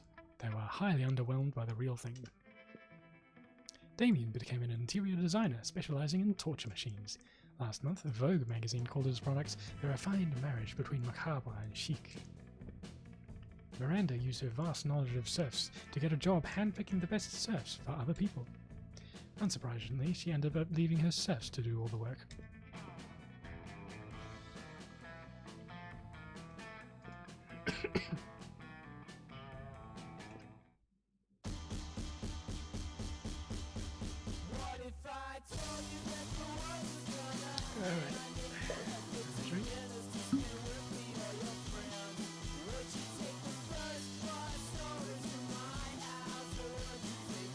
Yeah, don't know how other streamers get to manage to talk for hours on end.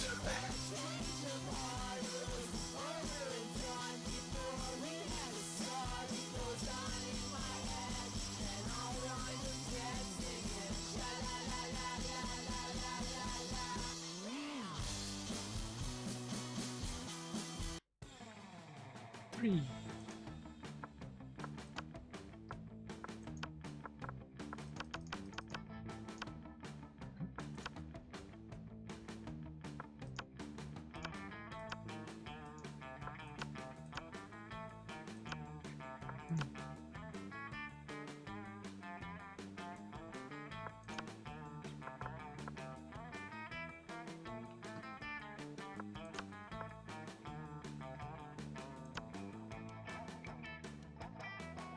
Hang on.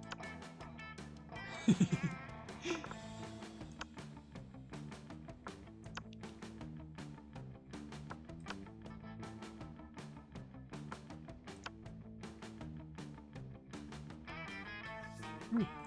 Hi, characters.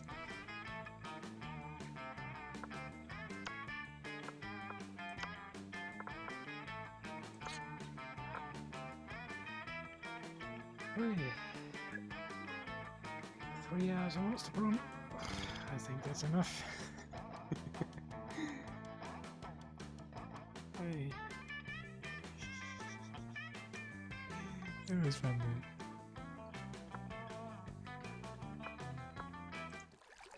There we go. The music's still playing in my ears, I might just hang up. Is it quick? There we go. Hey.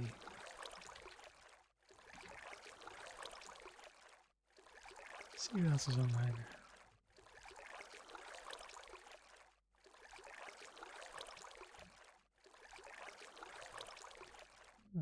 He's doing some art.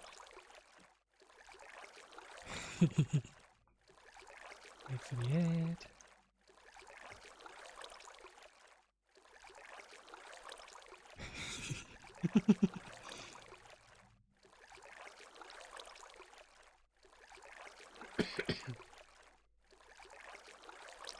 And of course it's not playing, so reload. As in once the ad finished, the stream refused to play.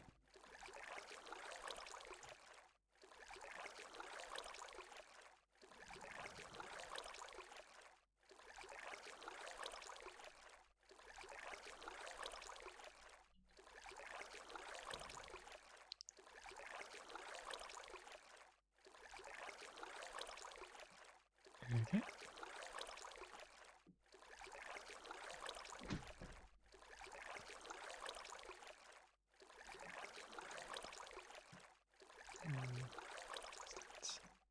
Alright. See you again.